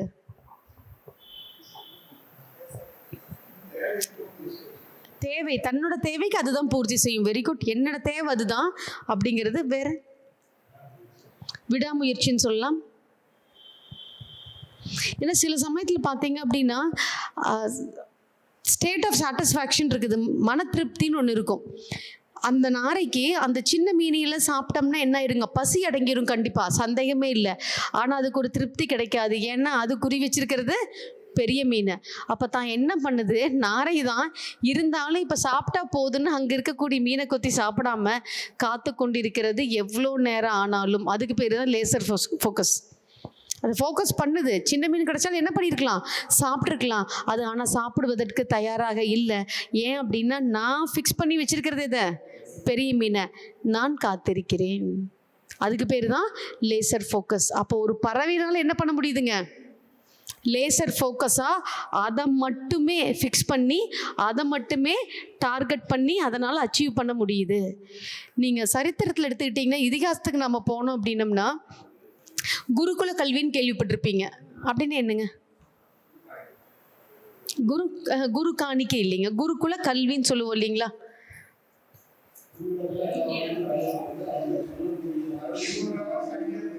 Very good. ஒரு குறிப்பிட்ட வயசில் ஐயா சொன்ன மாதிரி ஒரு குறிப்பிட்ட வயசில் நம்ம குழந்தைகளை கொண்டு அங்கே விட்டுட்டோம் அப்படின்னா, ஒரு குருமாரோடைய பார்வையில் அவங்க எல்லா கலைகளையும் கற்றுக்கிட்டு அங்கே வேறுபாடெல்லாம் எதுவும் இருக்காது, எல்லாரும் எல்லா வேலையும் செய்யணும். அப்போ என்ன ஆகுதுன்னா, வாழ்க்கை கல்வி அந்த திறன் மேம்பாடு அடைஞ்சு 18 வயசுக்கு அப்புறம் தான் அந்த குருகுலத்துட்டு பசங்க குழந்தைகளாக வந்தவங்க பசங்க வெளியில் போகுவாங்க. அப்போ அவங்க வாழ்க்கையை என்ன பண்ண முடியுங்க, அவங்க திறன்பட சந்திக்க முடியும். அதே மாதிரி தான் கௌரவர்கள் எல்லாருமே பாண்டவர்கள் குருகுலத்தில் இருக்காங்க. அவங்களுடைய குரு வந்து பார்த்திங்கன்னா துரோணாச்சாரியார். எல்லாரும் அங்கே பயிற்சியில் இருக்கும்போது எல்லா மாணவர்களுக்கும் ஒரு பெரிய கம்ப்ளைண்ட் வந்து துரோணாச்சாரியர் மேலே வருது, குரு மேலே. நீங்கள் எப்பவும் யாரை பாராட்டிக்கிட்டே இருக்கிறீங்க? அர்ஜுனாவை பாராட்டிக்கிட்டே இருக்கிறீங்க. அர்ஜுனனுக்கு இங்கே தனி மரியாதை இருக்குது, அவரை தான் எல்லாரும் அவரை அடிக்கடி குரு பாராட்டுறார் அப்படின்னு ஒரு பெரிய புகார் வருது. இது துரோணாச்சாரியாருக்கு குரு கேட்டதுக்கப்புறம் என்னதான் கூப்பிட்டு சொன்னாலும் மாணவர்கள் என்ன பண்ண மாட்டாங்க, ஏற்றுக்க மாட்டாங்க.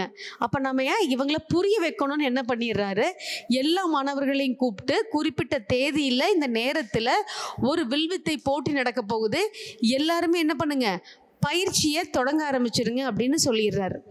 எல்லாரும் பயிற்சி பண்ணுறாங்க. குறிப்பிட்ட தேதி வந்தாச்சு, வில்வித்தை போட்டிக்கு எல்லாம் அசம்பிள் ஆயாச்சு. முதல்ல பார்த்தீங்க அப்படின்னா யுதிஷ்டிராவை கூப்பிடுறாங்க. ஒவ்வொருத்தருக்கும் 3 சான்ஸ் கொடுக்கப்படுது. இலக்கை எந்த சான்ஸில் நீங்கள் அடைஞ்சிங்க அப்படின்னாலும் நீங்கள் ஜெயிச்சுவங்க அப்படிங்கிற ஒரு கோட்பாட்டில் ஆரம்பிக்குது. அப்போ குரு கேட்குறாரு, யுதிஷ்டா உன் கண்ணு முன்னாடி என்ன தெரியுது அப்படின்னு. எனக்கு பெரிய மரமும் கிளையும் அதில் ஒரு மரக்கிளி பொம்மையும் தெரியுதுங்கிறாரு. 3 முறை முயற்சி பண்ணுறாரு, இலக்கை அடைய முடியல. அடுத்து அஸ்வத்தாமா உட்காந்துருக்காரு. அஸ்வத்தாமா இது உன்னுடைய சான்ஸ் அப்படிங்கிறப்போ அவர் வந்து நின்று வில் அம்பை எடுத்து பொசிஷனில் நிற்கிறாரு. அப்போ குரு கேட்குறாரு, உன் கண்ணு முன்னாடி என்ன தெரியுது அப்படின்னு. எனக்கு பெரிய மரமும் கிளையும் இலைகளும் அதே மாதிரி கிளி பொம்மையும் தெரியுதுன்னு 3 முறை முயற்சி பண்ணுறாரு. அவரால் இலக்கை அடைய முடியல. இதே மாதிரி ஒவ்வொருத்தராக வர்றாங்க, யாருனாலும் இலக்கை அடைய முடியல 3 சான்ஸ்லையும். கடைசியாக அர்ஜுனா வர்றாரு. குரு கேட்குறாரு, அர்ஜுனா உன் கண் முன்னாடி என்ன தெரியுதுன்னு. அப்போ அவர் சொல்கிறாரு, அந்த கிளி பொம்மையோடைய கண்கள் மட்டுமே தெரிகிறது அப்படின்னு. ஒரே ஒரு முறையில், முதல் முறையிலே என்ன பண்ணிடுறாருங்க, இலக்கை அடைஞ்சிடுறாரு. அப்போ குரு சொல்கிறாரு, நான் அர்ஜுனனை பாராட்டுவதற்கு பாரபட்சம் காரணமே கிடையாது, அவனுடைய திறன் காரணம். இந்த மாதிரி ஒரு மாணவனை நான் எப்படி பாராட்டாமல் இருக்க முடியும்? அடிக்கடி அவன் அதில் ஸ்கோர் பண்ணிக்கிட்டே இருக்கிறனால நான் என்ன பண்ண வேண்டியது இருக்குது, அவனை தட்டி கொடுக்க வேண்டியது இருக்குது, பாராட்டுதல் இருக்குது. அதுக்காக மற்றவங்களை பாராட்டக்கூடாதுன்ட்டு இல்லை, அவனோட ஈக்குவலாகவோ அவனை தாண்டி யாராவது வருவீங்களான்னு நான் என்ன பண்ணிகிட்ருக்கேன், காத்துட்ருக்கேன். ஆனால் யாருமே வர முடியல. அதற்காக அவனை நான் என்ன பண்ண முடியாதுங்க, கண்டுக்காமல் விட முடியாது. அவனை நான் பாராட்டியே ஆக வேண்டும். யோசிச்சு பாருங்க, வில்வித்தையில என்ன திறன், என்ன ஸ்கில் கட்டாயமா தேவைன்னு நினைக்கிறீங்க? ஃபோக்கஸ் தான், ஏம் தான். அந்த இலக்கை தாண்டி ஒரு நுனி தகர்னாலும் தள்ளிட்டு போனாலும் என்ன ஆயிருங்க, மிஸ் ஆயிரும். அப்போ வில்வித்தைக்கு இருக்கக்கூடிய ஒரு மிகப்பெரிய திறனே ஃபோக்கஸ் தான். மற்றவங்ககிட்ட ஃபோக்கஸ் இருந்தது, ஆனால் அர்ஜுனாட்ட மட்டும்தான் என்ன இருந்ததுங்க, லேசர் ஃபோக்கஸ் அப்படிங்கிறது இருந்தது. அர்ஜுனாட்ட ஒரு தடவை கேள்வி கேட்குறாங்க. ஒவ்வொரு தடவையும் நீங்கள் வில்வித்தைங்கும் போது அந்த வில் அம்பை எடுத்துட்டிங்கன்னா ஒவ்வொரு தடவையும் எப்படி கரெக்டாக நீங்கள் அடிக்கிறீங்க, எப்படி அந்த திறன் உங்களுக்கு மிஸ் ஆகாமல் இருக்குதுன்னு சொல்லும் போது அவர் சொன்ன பதில் கண்டிப்பாக நம்ம லைஃப் லெசன், நம்ம கண்டிப்பாக அதை எடுத்துக்க வேண்டிய பதில். அவர் சொல்கிறாரு, எனக்கு நிறைய பிரச்சனைகள் இருந்துக்கிட்டே இருக்கும், ஆனால் இன்னைக்கு எனக்கு என்ன கொடுக்கப்பட்ட வேலைன்னு ஒன்று இருக்குது பார்த்தீங்களா, அதில் மட்டும்தான் நான் 100% கவனத்தை செலுத்துவேன். ஏன்னா மற்ற பிரச்சனைகளில் போனேன் அப்படின்னா அந்த 100% என்னோட வேலையில் நான் என்ன பண்ண முடியாதுங்க, கொடுக்க முடியாது. பிரச்சனைகளை மாற்ற முடியாது. ஆனால் எதை மாற்ற முடியும், நான் செய்யக்கூடிய வேலையில் குவாலிட்டியை சூப்பராக கொடுக்க முடியும். மாற்ற முடியாத எந்த விஷயத்துக்கும் நான் எட்டி பார்க்கறது இல்லை. எனக்கு கொடுக்கப்பட்ட வேலை இன்னைக்கு என்ன, அந்த வேலை மட்டும் 100% ஃபோக்கஸ்டாக அதில் மட்டுமே கவனமாக நான் செய்கிறனால என்னால் எல்லா வேலைகளையும் சிறப்பாக செய்ய முடியுது, வில்வித்தையில் என்னால் சிறந்து விளங்க முடியுது அப்படின்னு சொன்னார். இந்த 2 உதாரணத்தை எடுத்துக்கோங்க. நாரை, ஒரு பறவை. ஆனால் அது எப்படி இருக்குதுங்க, லேசர் ஃபோக்கஸாக இருக்குது. தனக்கு என்ன வேணும் அப்படிங்கிறது தெளிவாக தெரியுது. சின்ன மீனை பார்த்து டைவர்ட் ஆகலை. அதே மாதிரி தான் சின்ன மீனாட்ட நம்மளுக்கு வாழ்க்கையில் இலக்குன்னு ஒன்று இருந்ததுன்னு வைங்க. எனக்கு உடல் நலம் நல்லா வச்சுக்கணும், அதுவும் இலக்காக இருக்கலாம். என்னோட மனோநிலையை நல்லா வச்சுக்கணும், அதுவும் இலக்காக இருக்கலாம். இப்போ அவங்க ஒரு கடை வச்சுருக்காங்க. இந்த கடையை இன்னும் மேன்மைப்படுத்தணும், இப்போ இருக்க சேல்ஸை விட 2 மடங்கு செய்யணும், 10 மடங்கு செய்யணும் அப்படிங்கிறது அவங்களோட இலக்காக இருக்கலாம். ஒவ்வொருத்தருக்கும் ஒரு இலக்கு நம்ம வச்சுருக்கோம் அப்படின்னா அதை நோக்கி 100% போகும்போது பிரச்சனைகள் வரும். பொருளாதார ரீதியான பிரச்சனைகள், குடும்ப சண்டை, உடல்நல குறைவு, அகால மரணம், எது வேணாலும் வரும். அதில் டிஸ்ட்ராக்ட் ஆயிராமல், ஐயோ இப்படி ஆயிடுச்சின்னு அதுக்குள்ளேயே போயிடாமல் திரும்ப எதுக்குள்ளே வரணுங்க, என்னுடைய இலக்குக்குள்ளே வரணும். அது வெளியிலிருந்து சில பேர்த்துக்கு சுயநலமாக கூட தெரியலாம். புரியுதுங்களா? என்ன இப்போ பெரிய பிரச்சனையாச்சு, 4 நாள் கழிச்சு இது பாட்டில் கடைக்கு போகுது, இது பாட்டில் உட்காந்து எக்ஸசைஸ் பண்ணிகிட்டு இருக்கு, எனக்கு என்ன ஆச்சுன்னு மன்றத்துக்கு போய் மெடிடேஷன் பண்ணுறேன்னு நினைக்கலாம். ஆனால் அது ஒன்று தானுங்க தீர்வு. நீங்கள் 1 மாதம் உட்காந்து என்ன பண்ணாலும் எதுவுமே மாற போகிறதில்ல. 1 வருஷம் வேணாலும் டிப்ரெஷனில் உட்காருங்கன்னா 10 வருஷம் டிப்ரெஷனில் உட்காந்துலாம் பார்த்துருக்காங்க, எதுவும் மாற போகிறதில்ல. அப்போ லேசர் ஃபோக்கஸ்னு அந்த திறன் இருந்தது அப்படின்னா எல்லா இடத்துலேருந்து நம்ம என்ன பண்ண முடியுங்க, வெளியே வர முடியும். அதனால தான் லேசர் ஃபோக்கஸ் வச்சோம் அப்படின்னம்னா நாரை போல் நம்மளால் என்ன பண்ண முடியுங்க, ஸ்ட்ராங்காக எனக்கு என்ன வேணுங்கிற விஷயத்தை நோக்கி நான் போயிட்டே இருக்க முடியும். அதே மாதிரி அர்ஜுனாவை போல் பல பிரச்சனைகள் வந்தாலும் நான் இன்னைக்கு எனக்கு என்ன வேலை அதை மட்டும் பாரு. 1000 பிரச்சனை உன்னை சுற்றி நடந்துகிட்ருக்கோம். ஸோ அந்த டைவர்ஷன், டிஸ்ட்ராக்ஷன் எதுவும் இல்லாமல் எது நடந்தாலும் திரும்ப என்ன பண்ணுறதுங்க, என் வேலையிலேயே நான் 100% கொடுக்கறது தான் லேசர் ஃபோக்கஸ். நம்ம வாழ்க்கையில் எந்த இலக்கு வேணாலும் வச்சுருக்கலாங்க, சின்னதாக வச்சுருக்கலாம், பெருசாக வச்சுருக்கலாம். ஆனால் அதை அடையணும் அப்படின்னா லேசர் ஃபோக்கஸ் வச்சா மட்டும்தான் அடைய முடியும். அப்போ ஒரு கவனத்தை நம்ம என்ன பண்ணணுங்க, நான் செய்கிற வேலையில் 100% கொடுக்கணும். உண்மையாக நம்ம 30-40% கொடுக்கறது இல்லை, அதுக்கே நம்ம நல்லா இருக்கோம். அப்போ 100% கொடுத்தா யோசிச்சு பாருங்க, அதோட அவுட்புட் எப்படி இருக்கும், சூப்பராக இருக்கும். அதனால் சுற்றி இருக்கிற பிரச்சனையை, எல்லா பிரச்சனையும் நீங்கள் தீர்க்க முடியவே முடியாது. சிலது சொல்லுவோம் சைக்காலஜியில் அவுட் ஆஃப் கண்ட்ரோல்னு சிலதெல்லாம் சொல்லுவோம். அதையெல்லாம் என்ன பண்ண முடியாதுங்க, நம்ம கட்டுப்படுத்தவே முடியாது. இன்றைக்கி மழை வர வைக்க முடியும்னா முடியுங்களா, முடியாது. இப்போ மழை வருது நிறுத்தணும்னா முடியுமா, முடியாது. இதெல்லாம் அவுட் ஆஃப் கண்ட்ரோல். இந்த மாதிரி தான் சில உறவுகளும் சில பிரச்சனைகளும் நம்ம கண்ட்ரோலில் இல்லை, அது எதுவுமே பண்ண முடியாது. இப்போ மழை வந்துச்சுன்னா வேறு வழியில் எல்லாம் ஒதுங்குவோம். 10 மணி வரைக்கும் வந்தால் வேறு வழி இல்லை, இருந்துட்டு தானே கிளம்ப போகிறோம். அதெல்லாம் அவுட் ஆஃப் கண்ட்ரோல் மாதிரி சில விஷயங்கள் நம்ம வாழ்க்கையில் கண்ட்ரோல் பண்ண முடியாதுங்க. அப்போ லேசர் ஃபோக்கஸாக இருந்தால் மட்டும்தான் உங்கள் வேலை என்ன, உங்களோட டியூட்டி என்ன, இன்றைக்கி எது உங்களோட கண்ட்ரோல் இருக்குதுன்னு நீங்கள் அழகாக செயல்பட முடியும். ட்ரை பண்ணலாங்களா? அதை ட்ரை பண்ணால் மட்டும்தான் மன அழுத்தத்துக்குள்ளே போக மாட்டீங்க. அப்படி அடிக்கடி டிப்ரெஷன், ஸ்ட்ரெஸ் வருது அப்படின்னா இன்றைக்கி உங்களோட வேலை என்னன்னு பாருங்கள். அந்த ஒர்க்கில் மட்டும் என்ன பண்ணுங்கள், 100% போடுங்க. மற்ற விஷயங்கள்லாம் நம்ம கண்ட்ரோலில் இல்லை. ஓகே, 4th பாயிண்ட் என்னன்னு பார்க்கலாம். நம்ம எப்படியெல்லாம் பேசிகிட்டு இருக்கிறோம். ஒரு நீங்கள் பேசக்கூடியது ஒரு 2 நபர்கிட்ட தனியில் பேசினாலும் சரி, நீங்கள் ஒரு தவம் எடுக்கிறீங்கனாலும் சரி, ஒரு கிளாஸ் எடுக்கிறீங்கனாலும் சரி, அது தனியாக ஒருத்தருக்கு உட்காந்து எடுத்தீங்கனாலும் சரி, 10 பேருக்கு உட்காந்து எடுத்தீங்கனாலும் சரி, உங்கள் வீட்டில் யார்கிட்ட பேசுகிறீங்கனாலும் சரி, எந்தெந்த விதமாக பேசிக்கொண்டிருக்கிறீர்கள். நீங்கள் பேசுகிறது கொஞ்சம் இம்பேக்ட்ஃபுல்லாக இருக்கணும், இன்ட்ரெஸ்டிங்காக இருக்கணும், ஆர்வமாக இருக்கணும் அப்படின்னா எப்படி இருந்தால் பெஸ்ட்டாக இருக்கும்?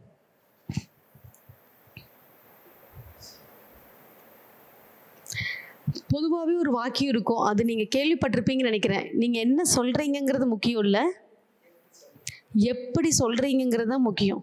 S or no? அது முக்கியம் தானுங்களே. அது எந்தெந்த விதத்தில் பிரிக்கப்படுகிறது?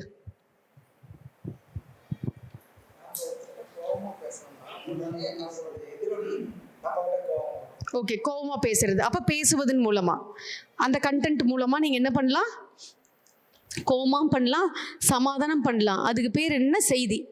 ஏதோ ஒரு விஷயத்தை நீங்கள் என்ன வாயை திறந்து பேசுகிறீங்க, மெசேஜ் மூலமாவோ எழுத்து மூலமாவோ எது சொன்னீங்கனாலும் அது செய்தி. அப்போ பேசுவதன் மூலமாக. அடுத்தது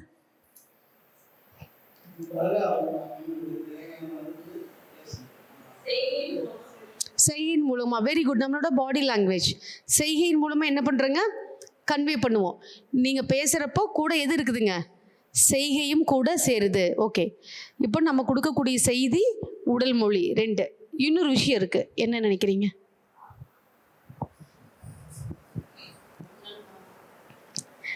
அது நம்மளோட பாடி லாங்குவேஜ்லேயே வந்துடுது, உடல் மொழியிலேயே அதுவும் வந்துடுது. வேறு எதன் மூலமாக ஒரு செய்தி கொடுக்குறீங்க? டொனாலிட்டி. நீங்கள் பேசுகிறதன் மூலமாகவே. நீங்கள் எதை வச்சு ஒருத்தர் கோவமாக இருக்கான்னு கண்டுபிடிக்கிறீங்க? முகத்தையும் பார்த்துட்டு பேசக்கூடிய துணின்னு சொல்லுவோம் இல்லைங்களா, அந்த துணி தான் டொனாலிட்டி. அந்த துணியை வச்சு இந்த 3 சேர்ந்தது தான் நீங்கள் என்ன பேசுகிறீங்கிறத கேட்குறவங்களுக்கு ஒரு ஆர்வத்தை உண்டு பண்ணுதா, உண்டு பண்ணவே இல்லையா, அது ஒரு ஆவரேஜை உண்டு பண்ணுதா நிர்ணயிக்கிறது என்ன? நீங்கள் கொடுக்கக்கூடிய செய்தி, உங்களுடைய உடல் மொழி, உங்களுடைய துணின்னு சொல்லுவோம், நீங்கள் பேசக்கூடிய விதம். இந்த 3 சேர்ந்தது தான். இந்த 3ல் எது அதிகமாக இருந்தால் நீங்கள் பேசுகிறது ஒரு ஆர்வமாக இருக்கும் கேட்குறவங்களுக்கு நினைக்கிறீங்க? சந்தோஷமா? ஓகே, சந்தோஷமாக பேசும்போது நான் சொல்கிறது இந்த 3ல்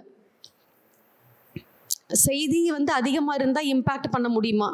அது நீங்கள் 2 பேர்த்துட்டு உங்கள் ஃப்ரெண்ட்ஸ்கிட்டே பேசுகிறீங்க, உங்கள் ஒரு காலேஜ் டேஸை பற்றி, ஒரு ஸ்கூலை பற்றி ஏதோ ஒரு விஷயத்த நீங்கள் ஆர்வமாக பேசுகிறீங்க. பேசும்போது அவங்க இன்ட்ரெஸ்ட்டாக உங்கள்கிட்ட கேட்குறதுக்கு நீங்கள் செய்தி அதிகமாக இருந்தால் அவங்கள ஆர்வத்தை கொண்டு வர முடியுமா? அல்லது உங்களோட தோணி, நீங்கள் பேசக்கூடிய துணி சூப்பராக இருந்ததுன்னா அவங்க இன்னும் ஆர்வமாக கேட்பாங்களா? அல்லது உங்கள் உடல் மொழி மூலமாகவா? இதில் எது அதிகமாக இருந்தால் கேட்குறவங்களுக்கு நீங்கள் சொல்கிறது அழகாக புரியும், தெளிவாக புரியும், ஆழமாக புரியும்? உடல் மொழி மூலமா உபயோகமான, அப்போ சொல்றக்கூடிய செய்தி மூலமா.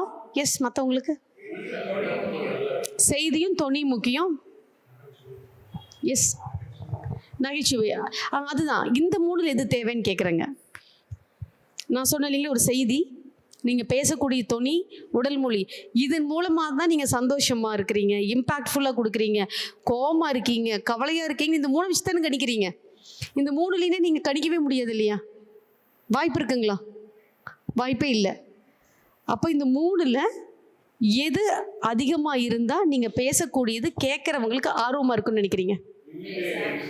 எஸ், அந்த இனிமையாக இருக்கிறது இந்த 3ல் எது இருந்தால் இனிமையாக இருக்கும் உங்களுக்கு? ஓகே, ஃபேஸ் ஆக்ஷனில். ஓகே, ஃபேஸ் ரியாக்ஷன் மூலமாக அந்த இனிமையை கொண்டு வரலாங்கிறாங்க. மற்றவங்க ஐயா சொல்லிட்டாரு, நம்ம பேசக்கூடிய தொனியும் செய்தியும், அவங்க உடல் மொழின்னு சொல்லிட்டாங்க, இவங்க செய்தின்னு சொல்லியிருக்காங்க. மற்றவங்களுக்கு நீங்கள் பேசக்கூடியது இந்த 3ல் எது அதிகமாக இருந்தால் பெஸ்ட்டாக இருக்கும்னு நினைக்கிறீங்க? ஓகே, இல்லைங்க, அதான் இந்த 3ல் எதுன்னு கரெக்டாக பிச் பண்ணுங்க. அந்த செய்தி கண்டென்ட் நல்லா இருந்தால் பெஸ்ட்டாக இருக்குமா? அல்லது அந்த துணி நல்லா இருந்ததுன்னா ரீச் நல்லா இருக்குமா? அல்லது உடல் மொழி பெஸ்ட்டாக இருந்தால் ரீச் இருக்குமா? இந்த 3ல் எது? 3மே தேவை தான் கட்டாயமா. இந்த 3 இல்லைன்னா ஃப்ளாப் ஆயிரும். 3ல் 1 இல்லைனாலும் ஃப்ளாப் ஆயிரும். எது அதிகமாக தேவை? உடல் மொழி. நீங்கள்? கண்டென்ட்டு. எஸ், ஓகே, கண்டென்ட்டும் துணி. ஐயா மாற்றிக்கவில்லை, இன்னும் அதை கரெக்டாக அந்த ஸ்டாண்ட்லேயே ஃபிக்ஸ் பண்ணி பிச் பண்ணிட்டாங்க அவங்க, கண்டென்ட்டும் துணியும் அப்படின்னு. ஆக்சுவலாக பார்த்தீங்கன்னா இப்போ ஒரு சின்ன ஆக்டிவிட்டி பண்ணலாம். நான் ஒரு கேள்வி கேட்குறேன், எல்லாருமே பதில் சொல்லுங்கள். எப்படி இருக்கீங்க? நல்லா இருக்கீங்க. ஓகே, இப்போ எதை பயன்படுத்தி நீங்கள் சொன்னீங்க? நல்லா இருக்கேன்னு ஒரே வாக்கியத்தில் எல்லாருமே சொன்னீங்க இல்லையா? எதை பயன்படுத்தி தெரிவிச்சிங்க, உங்கள் பதில் கொடுத்தீங்க? உடல் மொழி இருந்தது, நீங்கள் சிரிச்சிட்டு சொன்னீங்க, மகிழ்ச்சியில் சொன்னீங்க, ஒரு புன்னகை இருந்தது, அப்போ உடல் மொழி இருந்தது. ஓகே, வேற? அதை மனசுலேருந்து சொன்னீங்க. இந்த 3ல் எதெல்லாம் பயன்படுத்தினீங்கன்னு கேட்குறேன். உடல் மொழி இருந்தது, ஒரு புன்னகை இருந்தது, சில பேருக்கு நல்லாவே ஒரு சிரிப்பு இருந்தது, அப்போ உடல் மொழி மூலமாக. வேற? செய்தி. நல்லா இருக்கிறங்கிறது என்னங்க? அதுதானே கண்டென்ட்டு. செய்தியின் மூலமாக செய்தி இருந்தது, உடல் மொழி இருந்தது, அப்புறம் மனதார சொல்கிறது எதுக்கு தெரிவிச்சுது? நீங்கள் மனசார தான் சொல்கிறீங்கிறது எது தெரிவிச்சுது? தொனி தானே தெரிவிக்குது. நல்லா இருக்கேன், சூப்பராக இருக்கேன் அப்படின்னு கூட்டி வந்துச்சு பார்த்தீங்களா, அது துணி தெரிவிக்குது. அப்போ உடல் மொழி இருந்தது, செய்தி இருந்தது, உங்களுடைய துணி டொனாலிட்டி வாய்ஸ் மாடுலேஷன் அதுவும் இருந்தது. இந்த 3ம் சேர்ந்து வரும்போது நீங்கள் என்ன தெரிவிச்சிட்டீங்க? நான் நல்லா இருக்கிறேங்கிறத கன்வே பண்ணிட்டீங்க. எஸ், கிளியராக இருக்குங்களா? இப்போ அதே கேள்வி கேட்குறேன். செய்தி இருக்கக்கூடாது அப்படின்னா கண்டென்ட் இருக்கக்கூடாது, ஆனாலும் நீங்கள் எனக்கு பதில் சொல்லணும். ட்ரை பண்ணலாங்களா? என்னமோ போமாங்கிறீங்களா? ஓகே, எப்படி இருக்கீங்க? செய்தி இருக்கக்கூடாது. செய்தி இல்லாமல் நீங்கள் எனக்கு பதில் கொடுங்க. எப்படி இருக்கீங்க சொல்லுங்க, அதை நீங்கள் செய்யுங்க. தலையை ஆட்டிட்டும் பாருட்டாங்க, ஆட்டிட்டீங்க நீங்கள், வெரி குட். ஐயா எப்படி யோசிக்கிறாங்க, என்ன செய்யலாம், எப்படி எக்ஸ்பிரஸ் பண்ணீங்க? தலையாட்டணும் அக்கா எப்படி சொல்லிடுறாங்க, இப்படி செய்யலாம், எப்படி வேணாலும் நீங்கள் செய்யலாம். ஒரு தம்ஸ் அப் காமிக்கலாம், டபுள் தம்ஸ் அப் காமிக்கலாம், புன்னகை காமிக்கலாம், ரைட்டுங்களா? இப்போ என்ன இருந்தது நீங்கள் செய்யும்போது? உங்களுடைய உடல் மொழி மட்டும்தான் இருந்தது, வேற ஏதாவது இருந்ததா? சூப்பராக இருக்குன்னு சொல்லலாம், தம்ஸ் அப் காமிக்கலாம், 2 தம்ஸ் அப் காமிக்கலாம், அப்படிங்களா? எப்படி வேணாலும் தெரிவிக்கலாம். ஆனால் செய்தி இல்லாமையே நீங்கள் நல்லா இருக்கிறீங்கிறத புரிஞ்சுக்கிட்டேன்னா இல்லையா? எஸ், அதில் செய்தி இருந்துச்சுங்களா? இல்லை. துணி இருந்ததா? இல்லை, ஏன்னா வாயை நீக்கல. ஆனாலும் ஒரு உடல் மொழி என்ன பண்ண முடியுதுங்க? செய்தின்னா கண்டென்ட், வாக்கியம் இல்லை இல்லைங்களா? ஆமாம்மாங்க, வீடியோ இருந்தது. அந்த வீடியோவில் எனக்கு புரிஞ்சுதா இல்லையா நீங்கள் நல்லா இருக்கிறீங்கன்னு? எனக்கு புரிஞ்சுதா இல்லையா? புரிஞ்சிருக்குன்னு நினைக்கிறீங்களா இல்லையா? புரிஞ்சிருக்கும். இப்போ நீங்கள் நல்லா இருக்கிறீங்கன்னு என்ன கேட்குறீங்க? இப்படின்னா சத்யா நல்லா இருக்கிறான்னு அர்த்தமா, நல்லா இல்லைன்னு அர்த்தமா? நல்லா இருக்காங்கன்னு அர்த்தம். அப்போனா உடல் மொழி மூலமாக என்ன கொடுக்குறேன் உங்களுக்கு? நான் நல்லா இருக்கிறேன் அப்படிங்கிறத தெரிவிச்சிட்டேன். அப்போ யோசிச்சு பாருங்க, செய்தி இல்லாமல், துணி இல்லாமல் எதை சொல்ல முடியுது? நீங்கள் நல்லா இருக்கிறங்கிற விஷயத்த அழகாக கன்வே பண்ண முடியுது. இப்போ நான் சொல்கிறேன், பாடி லாங்குவேஜ் யூஸ் பண்ணாதீங்க. நல்லா இருக்கிறீங்களான்னு இதே கேள்வி கேட்குறேன், பதில் சொல்லுங்கள். பாடி லாங்குவேஜ் என்ன பண்ணக்கூடாது? யூஸ் பண்ணக்கூடாது. கேட்கட்டுங்களா? ரெடி ஆகிக்கிறீங்களா? ஒரு சிலர் முதல்ல இப்படி தான் இருக்கீங்க, நீ என்ன வேணாலும் பேசு, நான் இப்படி தான். ஐயோ, ஓகே சரி, கேட்குறேன். எப்படி இருக்கீங்க? செய்தி இருக்கணும், பாடி லாங்குவேஜ் தாங்க வேண்டான்னு. செய்தி மட்டும் இருக்கணும், பாடி லாங்குவேஜ் இருக்கக்கூடாது. ஓகேங்களா? செய்தி மட்டும் இருக்கணும், கண்டென்ட் மட்டும் இருக்கணும். டொனாலிட்டி நீங்கள் எப்படி வேணாலும் யூஸ் பண்ணிக்கோங்க. எப்படி இருக்கீங்க? சூப்பராக இருக்கேன். I am fine. பார்த்தீங்களா ஐயா, அப்டேட்டடாக இருக்கார். I am fine. குட்டி நீ சொல்ல. I am fine. ஓகே, இப்போ நீங்கள் சொல்லிங்க இல்லையா, நீங்கள் நல்லா இருக்கிறீங்கிறது முழுசாக கிடச்சிதான் வரல. ஏன் அப்படின்னா எது 2 சிங்க் ஆகலை? உடல் மொழியே நான் யூஸ் பண்ணக்கூடாதுன்ட்டேன். ஒரு செக்டர் ஆஃபே ஆயிடுச்சு. நீங்கள் நல்லா இருக்கிற சொல்ல வர்றீங்க, ஆனால் எனக்கு என்ன ஆகலை? ரீச் ஆகலை. இப்போ நீங்கள் கேட்குறீங்க நல்லா இருக்கிறீங்களான்னு. இருக்கிறேன் அப்படின்னு நான் சொல்கிறேன். அப்போ உங்களுக்கு என்ன புரிதல் இருக்கும்? உங்களுக்கு என்ன புரிதல் இருக்கும்? சத்யா நல்லா இருக்கான் இருக்கா, இதுக்கு ஏதோ மூடு சரியில்லைன்னு இருக்குமா, எப்படி உங்களுக்கு தோணும்? சரியில்லைன்னு தோணும். ஆனால் நான் கொடுத்த கண்டென்ட் என்ன? நல்லா இருக்குன்னு தானே கொடுத்தேன். Yes or no? ஆனால் நீங்கள் அதை எடுத்துக்கலையே. எதை எடுத்துக்கிட்டீங்க? வார்த்தை என்ன இருந்தது? வார்த்தை கரெக்டாக இருந்தது, இருக்கேன் இருந்தது. தோணி தான் சரியில்லை. வார்த்தை இருக்கேன் அப்படின்னா எப்படி இருந்திருப்பீங்க? சத்யா ஃபைன் அப்படின்னு நினச்சிருப்பீங்க. இருக்கேன். வார்த்தையில் பிரச்சனை இல்லை, தொனி, டொனாலிட்டி, அதுக்கடுத்து என் செய்கை, ஃபேஸ் மாறிடுச்சு. நான் ஒரு எனர்ஜெட்டிக்காக இல்லை, இருக்கேன். தொனியும் போயிடுச்சு, பாடி லாங்குவேஜும் மாறிடுச்சு. ஆனால் நான் கொடுத்த செய்தி நீங்கள் ஏற்றுக்கல. நல்லா இருக்கிறேன்னு நான் சொல்கிறேன், ஆனால் யார் ஏற்றுக்கல? நீங்கள் ஏற்றுக்கல. அப்போது எது அதிகமாக பேசிகிட்டு இருக்குதுன்னா உங்களோட உடல் மொழி தான் பேசிகிட்ருக்கு. S or no? அதுதான் பேசிகிட்டு இருக்கு. அதனால தான் ஃபஸ்ட்டு ஏன் சிரிங்கன்னு சொன்னேன்னா, உங்கள் உடல் மொழி நீங்கள் நினைக்கிறத கன்வே பண்ணிகிட்டு இருக்குது. அதனால நீங்கள் சிரிச்சிட்டிங்கன்னா என்ன ஆகும் அப்படின்னா, கொஞ்சம் சரியாகிற அந்த என்விரான்மெண்ட். புரியுதுங்களா? இப்படியே பார்த்துட்டு இருந்தீங்கன்னா நீங்கள் நினைக்கிறது கன்வே ஆகுதுன்னு சொல்கிறேன். நீங்கள் நினைக்கிறது மாற்றணும் அப்படின்னா உங்கள் பாடி லாங்குவேஜ் மாறினா தான் அது மாறும். இப்படியே முறைச்சிக்கிட்டே இருந்தீங்கன்னா நீங்கள் நினைக்கிறது அப்படியே வெளியில் தெரிகிறது. அதனால ஒரு சிரிச்சிட்டீங்க அப்படின்னா பிரச்சனை இல்லை. அதனால முடிஞ்ச அளவு சிரிச்சுக்கலாம். இப்போ உள்ளேயே வர்றீங்க, வாழ்க வளமுடன் ரொம்ப ஒரு பவர்ஃபுல்லான வாக்கியம். வாழ்க வளமுடன் அப்படின்னு சொல்கிறதுக்கும் வாழ்க வளமுடன் சொல்கிறதுக்கும் மாறுதா இல்லையா? அதே வாழ்க வளமுடன் தான். துணியும் பாடி லாங்குவேஜும் மாற்றணும்னா இணக்கம் இருக்கும், இல்லைன்னா வணக்கம் சொல்கிறது ஒன்று தான், வாழ்க வளமுடன் சொல்கிறதும் ஒன்று தான். அப்போ அந்த வாழ்க வளமுடன் ஒரு பவர்ஃபுல்லான ஒரு சங்கல்பத்திலேயே நம்மளுடைய உடல் மொழியும் துணியும் மாற்றினோம்னா அங்கே என்ன ஆகுதுங்க, ஒரு இணக்கம் உருவாகிறது. வீட்டில் பசங்க இருக்காங்களே, எல்லாத்துக்கும் குழந்தை இருப்பாங்க தானே. உங்கள் குழந்தைங்க வீட்டில் காலையில் தலையில் கை வச்சு உட்காந்துருக்காங்க, நீங்கள் உங்களை கிராஸ் பண்ணி போகிறீங்க, என்ன நடக்கும்? என்ன செய்வீங்க? ஐயா கேட்பீங்க தானே? கேட்பீங்க தானே? ஏன் கேட்குறீங்க? அவன் கம்முன்னு தானே உட்காந்துருக்கான். சொல்லுங்கண்ணா. அவன் செய்கை மூலமா இவனுக்கு ஏதோ பிரச்சனை இருக்கு, இவன் நார்மலா இல்லை, தெரியுதுங்களா? அப்ப நீங்க வாய் நீக்கி சொல்லல, துணி எதுவும் இல்லை, எது நான் சரியில்லைங்கிறத கொன்வே பண்ணுச்சு உங்க உடல் மொழி. உங்க உடல் மொழி உலகத்திற்கு செய்தியை கொடுத்து கொண்டே இருக்கிறது. அதனாலதான் நிறைய இடத்துல நீங்க முறைக்காதீங்கன்னு ஏன் சொல்றேன்னா, உங்க மைண்டில் ஒன்று ஓடுது இல்லைங்களா, அது உங்க உடல் மொழி வெளியில காமிச்சிட்டு இருக்குதுங்கிறேன். புரியுதுங்களா? அதனால மன்றத்துக்குள்ள வர்றேன், வாழ்க வளமுடன் சொல்லிட்டேங்கிறது இல்லை, நீ எப்படி சொன்னேங்கிறது ரொம்ப முக்கியம். நம்ம நிறைய இடத்துல பார்த்தீங்கன்னா கவுன்சிலிங் வர்றவங்களுக்கே சொல்லுவேன், நீங்கள் குழந்தைக்கு முன்னாடி சண்டை போடாதீங்க. அந்த செகண்ட் ஸ்டாண்டர்ட் ஒரு கப்பல் வந்தாங்க, வீட்டில் ரொம்ப பிரச்சனை இருக்கும், கோவம் வந்துன்னு எப்போ அடிச்சுட்டு சண்டை போட்டே தான் இருப்பாங்க.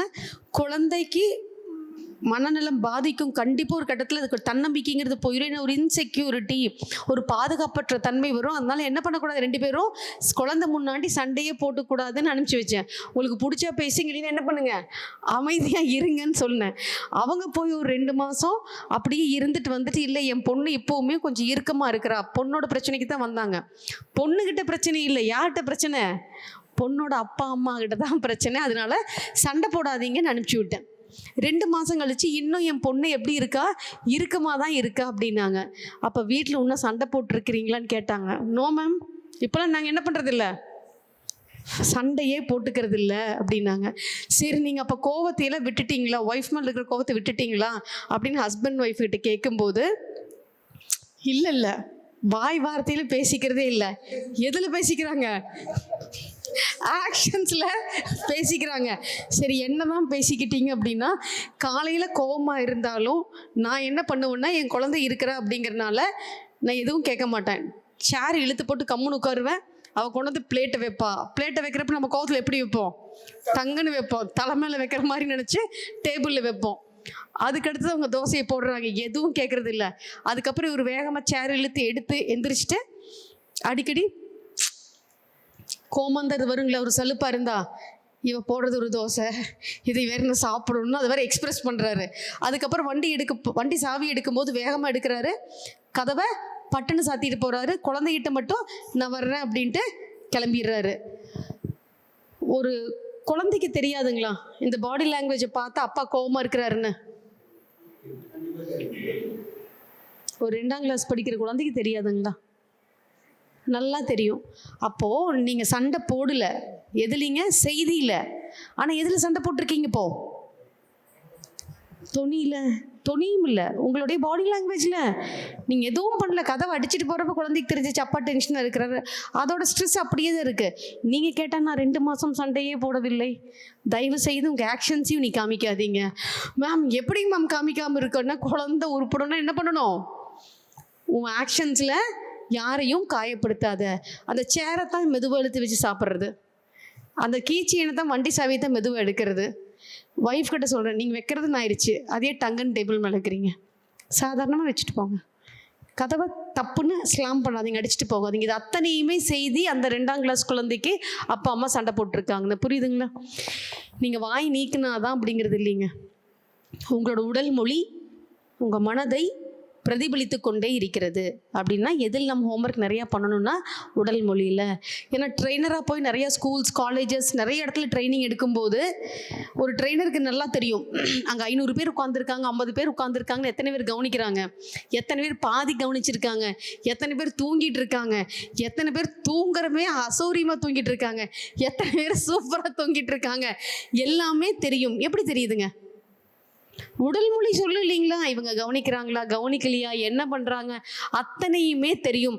அதனால தான் ஏன் அடிக்கடி ஆக்டிவிட்டி கொடுக்குறேன் அப்படின்னா திரும்ப அவங்க தூக்கத்திலிருந்து உள்ளே வரணும். நான் வர்றேன் 1.5 மணி நேரம் பேசுகிறேன், இது என் கடமைன்னு போக முடியாது. என்ன ரீசன்னா பாடி லாங்குவேஜ் அங்கே மாறணும். மாறிடுச்சுன்னா என்னாச்சுன்னா கனெக்ட் ஆகிட்டாங்க அப்படின்னு அர்த்தம். இன்னைக்கு காலையில் பார்த்தீங்கன்னா ஆத்தூரில் ஒரு ஸ்கூலில் ஒரு ப்ரோக்ராம் 4500 பேர். நான் வந்து எப்போ ரொம்ப பல்காக ஸ்டூடெண்ட்ஸ் எடுக்கவே மாட்டேன். எனக்கு தேவை 100-150 தான். ட்ரைனிங் தான் கரெக்டாக இருக்கும். பட் ஒரு மோட்டிவேஷனல் டாக் தாங்க இந்த தடவை சேலஞ்சு. அதையும் என்ன பண்ணுன்னா ஒரு ஆக்டிவிட்டி பேஸ்டாக கொண்டு போகணும்னு பண்ணேன். ஒரு 2 hours ப்ரோக்ராம். காலையில் பார்த்தீங்கன்னா 10 to 12 ரொம்ப நல்லா பாசிட்டிவாக முடிஞ்சுது. மேக்ஸிமமாக இருக்கிறவங்க பாடி லாங்குவேஜில் எனர்ஜியாக இருந்தாங்கன்னாவே செஷனில் கனெக்ட் ஆகிட்டாங்கன்னு அர்த்தம். சோகமாகவே இருக்கிறாங்கன்னா என்ன அர்த்தம்? கனெக்டே ஆகலைன்னு அர்த்தம். வெரி சிம்பிள், உள்ளதாங்க லாஜிக். எப்போவுமே உடல் மொழி செய்தி கொடுத்துக்கிட்டே இருக்கும். ஸோ நம்ம வீட்டில் பிரச்சனை பண்ணல அப்படின்னு வாயில் சொல்லக்கூடாது. நம்மளோட உடல் மொழியும் என்ன பண்ணணுங்க, மாற்றிக்கணும். நிறைய பேர் சொல்லுவாங்க, நான் என்னங்க ஒன்றுமே சொல்லலை. நீ ஒன்றுமே சொல்ல, முறைச்சிக்கிட்டே இருந்தால் தெரியாதா பிரச்சனைன்னா? என்ன சொன்னாங்க? ஒன்றுமே சொல்ல. நீ சொல்லல, உன்னுடைய முகபாவம் அத்தனையும் சொல்கிறது. நீ எந்திரிக்க போகிறது, நிற்கிறது, கதை வடிக்கிறது, வண்டி நிறுத்துறது அத்தனையுமே என்ன சொல்லுது? இந்த மனுஷன் கோத்தில் இருக்கான், இவன் டென்ஷனில் இருக்கான், இவன் பயத்தில் இருக்கான். அத்தனையும் யார் சொல்கிறா? உங்கள் உடல் மொழி சொல்லுது. நீங்கள் எந்திரிச்சு வந்து முன்னாடி நிற்கிறப்ப கொஞ்சம் பதட்டமாக இருக்கிறீங்கன்னா நீங்கள் பயப்படுறீங்க. நீங்கள் பயப்படுறீங்கிறது வார்த்தையில் சொல்ல வேண்டாம், உங்கள் உடல் மொழி என்ன பண்ணுதுங்க, சொல்லிகிட்டே இருக்குது. அதனால எப்போவுமே எதில் ஜாக்கிரதையாக இருக்கணும்னா நம்மளுடைய பாடி லாங்குவேஜில். அதனால தான் முதல்ல என்ன சொல்கிறோம், கொஞ்சம் புன்னகையை முகத்தில் வச்சிருங்க. ஏன்னா இறுக்கமாக இப்படியே வச்சுக்கிட்டே இருந்தீங்கன்னா இந்த ஸ்ட்ரெஸ் அண்ட் டிப்ரெஷன் எச்சு தான் ஆகும். அதனால சிரிக்கிறதுக்கு எல்லாமே வாழ்க்கையில் இருந்தால் தான் புன்னகைக்கணுங்கிறதெல்லாம் கிடையவே கிடையாதுங்க. நீங்கள் ப்ளசண்ட்டாக உங்கள் லைஃப்பை மாற்றிக்கணுன்னா முதல்ல எதை மாற்றணும்? உடல் மொழியை மாற்ற வேண்டும். இப்போ நான் எடுக்கிற கண்டென்ட்டு யார் வேணாலும் எடுக்கலாம். இதில் எது ஹைலைட்டாக இருக்கும் அப்படின்னா நீங்கள் உடல் மொழி இல்லாமல் யோசிச்சு பாருங்கள். மைக்கை பிடிக்கிறேன், பேசிகிட்டே இருக்கேன், சும்மாவே தூங்குறீங்க. அப்படி பேசுன்னா சரி பேசி முடிச்சுட்டு போகிறப்ப எழுப்பிட்டுருமான்னு படுத்துட மாட்டீங்க? அதுதான் நடக்கும். டொனாலிட்டி இல்லை, பாடி லாங்குவேஜ் இல்லை அப்படின்னா படுத்துட்டீங்க. நீ பேசு, நீ வந்த வேலையை பார்க்குற, நாங்களும் வந்த வேலையை பார்க்குறோம். இதுதான் நடக்கும். Yes or no? அப்போது ஒரு கண்டென்ட்டு சாதாரணமான கண்டென்ட்டிங்கோடு எப்படி நீங்கள் பண்ணலாம், இம்பேக்ட்ஃபுல்லாக எடுக்க முடியும். பெரிய கண்டென்ட்டெல்லாம் நீங்கள் கொண்டு வரணுன்ட்டு இல்லை. ஒரு சாதாரணமான கதையை, ஒரு சாதாரணமான செய்தியை உங்களோட தொனியின் மூலமாகவும் உங்களுடைய உடல் மொழி மூலமாகவும் அழகாக கொடுக்க முடியும். அப்போ உடல் மொழி மிக அதிகமாக தேவை. அடுத்தது தொனி, 3வது தான் செய்தி. இதுதான் ரொம்ப ரொம்ப முக்கியமான விஷயம். ஒரு உதாரணத்துக்கு சொல்கிறேன். ஒரு பேச்சு போட்டி நடக்குது. ஒரு ஸ்கூலுக்கு போகிறீங்க. நீங்கள் தான் தலைவர், ஜட்ஜி நீங்கள் தான் 2 பசங்களில் யார் வெற்றியாளர்னு நிர்ணயிக்க போகிறீங்க. உதாரணம் சொல்கிறேன், நீங்களே சொல்லுங்கள் யாரை நீங்கள் தேர்ந்தெடுப்பீங்கன்னு. ஒரு தேச தலைவரை பற்றி பேசணுன்னு 2 பசங்க தான் ஃபைனலிஸ்டில் இருக்கிறாங்க. முதல் இருக்கிற பையன் நெட்டிலெல்லாம் தேடி புதுசாக கண்டென்ட்டெல்லாம் எடுத்து நல்லா ப்ரிப்பேர் பண்ணிட்டு வந்து நிற்கிறான், மைக்கு பிடிக்கிறான். ஒரே இடத்த பார்க்குறான்.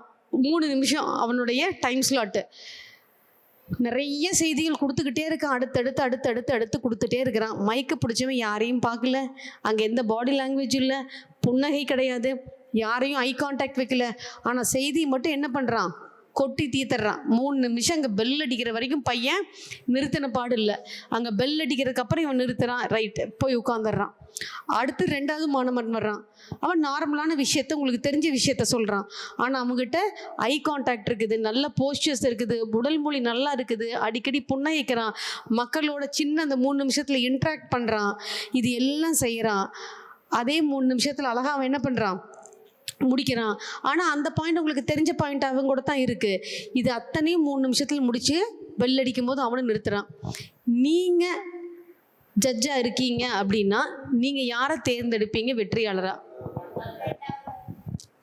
எங்கள் முதல்ல இருக்கிறவன் நெட்டிலாம் தேடி இருக்கானே, உருண்டு புரண்டெல்லாம் தேடி இருக்கானே, கண்டென்ட்டை கையில் வச்சிருக்கானே.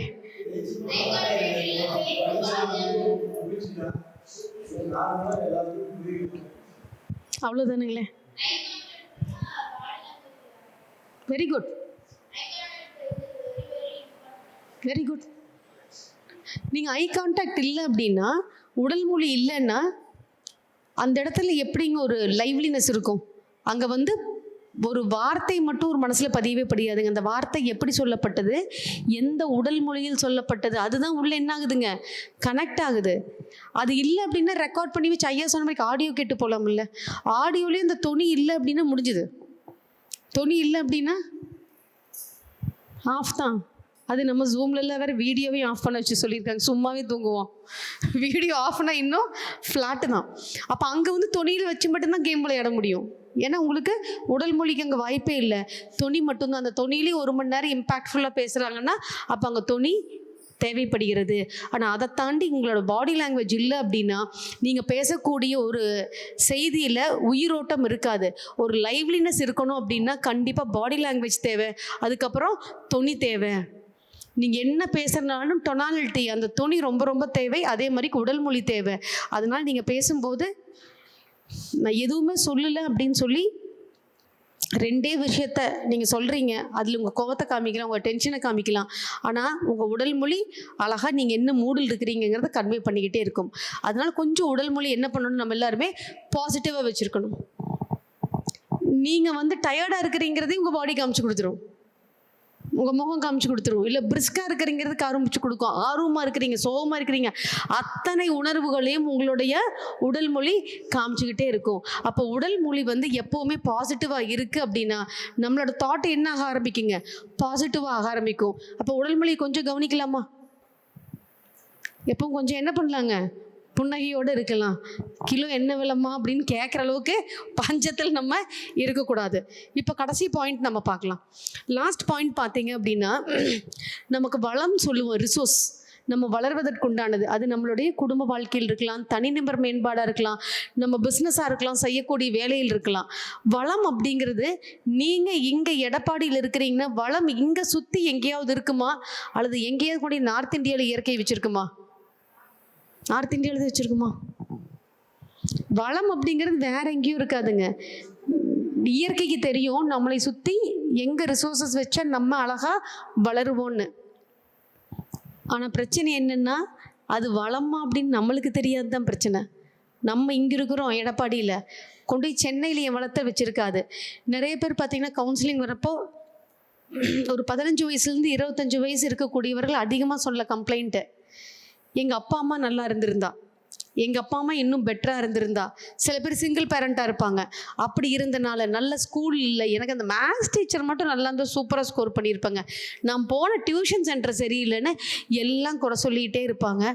அப்போ தான் கேட்டேன், அதே டியூஷன் சென்டரில் படித்தவங்க நல்ல ஸ்கோர் வாங்கினவனு இருக்கா? சிங்கிள் பேரண்ட்டாக இருக்கிற குழந்தைகள், நல்லா சாதித்த குழந்தைகளும் இருக்குது. அப்போ என்ன அப்படின்னா, அந்த வளத்தை நீங்கள் பார்க்கல, நீங்கள் ரிசோர்ஸஸ் தான், இதுதான் என்னோடய ரிசோர்ஸஸ் அப்படின்னு தெரியாமல் இருக்கிறது தான் பிரச்சனை. நீங்கள் எங்கே இருக்கிறீங்கன்னா உங்களோட வளம் வேற எங்கேயும் இருக்காது. உங்களுக்கு தேவையான அத்தனை விஷயம் எங்கே இருக்குங்க, உங்களை சுற்றி தான் இயற்கை படைத்திருக்கும். நம்ம அவேர்னஸோட பார்த்தோம் அப்படின்னா, விழிப்புணர்வோடு பார்த்தோம் அப்படின்னா நம்மளுடைய வளம் என்னங்கிறது தெரியும். நிறைய பேர்த்துக்கு நம்மளுடைய வளம் என்கிறது தெரியவே இல்லை.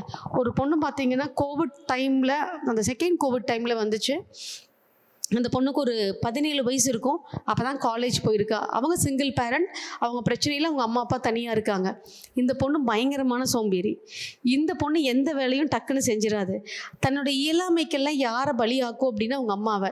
எங்கள் அம்மா அப்பாவோட இணக்கமாக இருந்திருந்தா எனக்கு அப்பாவோட அன்பு கிடச்சிருக்கும் அப்படிங்கும். ஒரு விஷயத்தை ஏன் செய்யலைன்னா, என் டிப்ரெஷனுக்கு காரணம் என்னுடைய தாழ்வு மனப்பான்மை. ஏன்னா ஸ்கூல் மீட்டிங்காகட்டும், பிக்கப் ட்ராப்காகட்டும் எல்லாத்துக்கும் யார் வர்றா, அப்பா வர்றாங்க. ஆனால் எனக்கு அம்மா வருவாங்க, இல்லைன்னா டிரைவர் அனுப்பிச்சிடுவாங்க, இல்லைன்னா சொந்தக்காரங்களோட வந்துடுங்க, ஃப்ரெண்ட்ஸோட வந்துடுங்கன்னு சொல்லுவாங்க.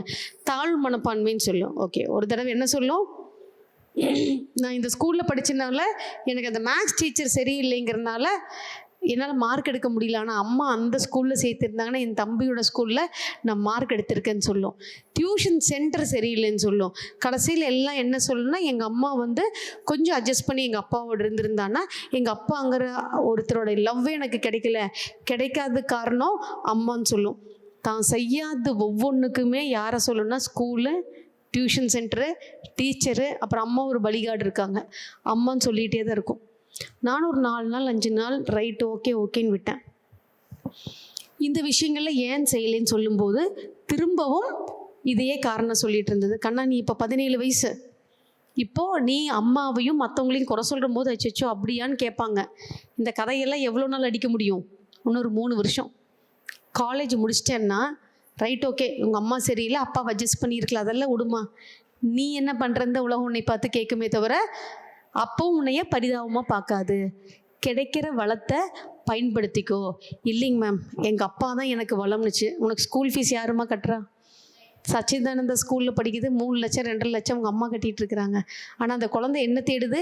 இல்லாத ஒருத்தரை தேடிட்டு இருக்குது. உங்கள் அப்பா ஒரு வருஷம் கூட ஸ்கூல் ஃபீஸ் கட்டினது இல்லை. இப்போ எனக்கு ஃபீஸ் கட்டினது கூட யார் கட்டினா? உங்கள் அம்மா கட்டியிருக்காங்க. அப்போ நீ எங்கேயோ ஒரு இடத்துல நல்லா வரணும்னு ஒரு உங்கள் அம்மா என்ன பண்ணிகிட்டு இருக்காங்க? போராடி கொண்டு இருக்கிறார்கள். அப்போ உன்னுடைய வளம் யார்? உங்கள் அம்மா. அது உனக்கே தெரியல. இன்னும் 3 வருஷம் இந்த கதையெல்லாம் நீ அடிக்கலாம். 3 வருஷத்துக்கு அப்புறம் இந்த கதையை கேட்கறதுக்கு உலகம் தயாராக இருக்காது. அதெல்லாம் சரிம்மா, நீ என்ன சாதிச்சிருக்க, நீ என்ன பண்ணியிருக்க, உன்னோட திறன் என்னன்னு கேட்கும். அதனால அடுத்து என்ன பண்ணலான்னு பாரு. இந்த அம்மாவோட கதை, அம்மாவை டார்கெட் பண்ணுறதெல்லாம் பிரயோஜனமே இல்லை. அம்மாவை பிடிச்சிக்கோ, இன்னும் 3 வருஷத்தில் வளர்ந்துக்கோ, உனக்குன்னு ஒரு அடையாளத்தை உண்டு பண்ணிடு. இல்லாத அப்பாவை, உன்னை வேண்டான்னு சொல்லிட்டு போன அப்பாவை, உனக்காக செலவே பண்ண ரெடியாக இல்லாத அப்பாவை நினச்சி குறைப்பட்டுக்கிட்டு இந்த சோகத்தையெல்லாம் நீ பேசிகிட்டு இருந்தீங்கன்னா வேலைக்கே ஆகாது. அப்போ அந்த பொண்ணுக்கு தன்னுடைய அம்மா தான் வளம். ரிசோர்ஸஸை யாருங்க? அம்மா தான் தெரியல. அந்த குழந்தைக்கு மட்டுமான இல்லை, நிறைய பேர்த்துக்கு நம்மளுடைய வளம் என்னங்கிறது தெரியல. ஏன்னா நமக்கு சில விஷயங்கள்ல ஈஸியாக கிடைக்குது இல்லைங்களா? அது ரிசோர்ஸஸ்னே நமக்கு தெரியாது. ஆனால் அது இல்லை அப்படிங்கிறப்ப தான் தெரிய வரும். நமக்கு வளம் நம்மளை சுற்றியே தான் இருக்குது.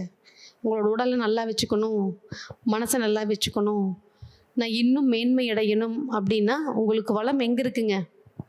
எடப்பாடியில் நடக்கிற தூரத்திலேயே இருக்குங்களா இல்லையா? அதை நீங்கள் எவ்வளோ பயன்படுத்திக்கிறீங்களோ அவ்வளவு உங்களது உடல் நிலையில், மனோநிலையில், நீங்கள் சிந்திக்கும் திறனில் அத்தனையும் மாற்றம் வேணும்னா அகத்தாய்வோடு சேர்ந்து பண்ணுங்கள். ஏன்னா மனோ தத்துவத்தில் என்னெல்லாம் கொடுத்துருக்காங்களோ அதை தான் மகரிஷி அவர்கள் நமக்கு அழகாக ஒரு பேக்கேஜாக கொடுத்துருக்காங்க. இதுக்கெல்லாம் நீங்கள் எங்கிட்ட தான் வரணும், பெரிய பெரிய சைக்காலஜிஸ்ட் சைக்காட்டிஸ்ட் தான் போகணுங்கிறது கிடையாது. வளம் இங்கேயே இருக்குது. பஸ் ஸ்டாண்டுக்கு பக்கத்தில் எட்டி பிடிச்ச தூரத்துலேயே இருக்குது. நீங்கள் நினச்சிங்கன்னா என்ன பண்ணிக்கலாங்க? வளத்தை பயன்படுத்திக்கலாம். இல்லை நீங்கள் பயன்படுத்திக்கலைன்னா இது வளம்னு உங்களுக்கு தெரியல, அவ்வளோதான். அதனால வளம் அப்படிங்கிறது, ரிசோர்ஸஸ் அப்படிங்கிறது நம்மை சுற்றி தான் இயற்கை வச்சுருக்கும். இந்த ஒரு 4 டேக்கவே எடுத்துருக்கலாம். ஃபஸ்ட்டு என்ன பார்த்தோங்க? நம்மளுடைய மைண்டு பிளாக் வச்சுருப்போம் இல்லைங்களா? என்னால் இதுதான் முடியும், இவ்வளோ தான் முடியாது, இதெல்லாம் செய்ய தெரியாது, எனக்கு பிடிக்காது, வேண்டாம், இது எல்லாமே நம்ம மனதில் வச்சுருக்கக்கூடிய தடை. அதை உடைக்க வேண்டும் ஃபஸ்ட்டு. 2வது என்ன பார்த்தோம்? ஒவ்வொரு பிரச்சனைக்கும் தீர்வு இருக்குது. தீர்வு உனக்கு சாதகமாக தான் இருக்கும்னா கிடையவே கிடையாது, சாதகமாக இருக்காது. ஆனால் தீர்வு எடுத்துகிட்டு அவுட் ஆஃப் கண்ட்ரோல் இருக்கிறதையெல்லாம் விட்டுருங்க. 2வது. 3வது, உங்களுக்குன்னு ஒரு இலக்கு, சின்ன இலக்காக இருந்தாலும் பரவாயில்ல, செட் பண்ணுங்கள். இல்லை பெரிய இலக்கு வைப்பீங்களா, வைங்க. லேசர் ஃபோக்கஸாக அதை மட்டும் என்ன பண்ணுங்கள், கான்சென்ட்ரேட் பண்ணுங்கள். மற்ற பிரச்சனைகள் சிக்கல்களுக்குள்ளே போய் அதுக்குள்ளேயே என்ன பண்ணாதீங்க, பயணிக்காதீங்க. லேசர் ஃபோக்கஸாக இருங்க. 4வது விஷயம், உங்களது உடல் மொழி பேசிக்கொண்டே இருக்கிறது, செய்தியை உலகத்திற்கு கொடுத்து கொண்டே இருக்கிறது. அதனால் உடல் மொழி எப்படி வைங்க? பாசிட்டிவாக வைங்க, எனர்ஜெட்டிக்காக வைங்க. ஒரு வைபாக இருக்கணும். உங்களை பார்த்தாவே ஒரு 10 கிலோ ஏதாவது வாங்கி இவங்களுக்கு கொடுத்துட்டு போகலாம் அப்படிங்கிற மாதிரி நீங்கள் எப்படி இருக்கக்கூடாது? லோ எனர்ஜியில் இருக்கக்கூடாது. உங்களை பார்க்குறப்பவே ஒரு வைப் இருக்கணும், ஒரு பாசிட்டிவ்னஸ் இருக்கணும். அது அழகாக உங்களது புன்னகை கொண்டு வரும். இதுக்கெல்லாம் நீங்கள் இன்னும் பெருசாக செலவு பண்ண வேண்டியதில்லை, ஃபேஷியல் பண்ண வேண்டியதில்லை, எதுவும் பண்ண வேண்டியதில்லை. Your smile speaks a lot. உங்களது புன்னகை அதிகமாக பேசக்கூடிய ஒரு விஷயம். அது இயல்பாக வர ஆரம்பிச்சிச்சுன்னா உங்கள் பாடி லாங்குவேஜே பாசிட்டிவாக மாறிடும். 5வது, உங்களுக்கு வளம் எங்கேயோ இல்லை, உங்களை சுற்றி தான் இருக்குது. இந்த 5ஐயும் எடுத்துக்கிட்டீங்க அப்படின்னா ஆன்மீகத்தில் இதுதான் கண்டென்ட்டுங்க.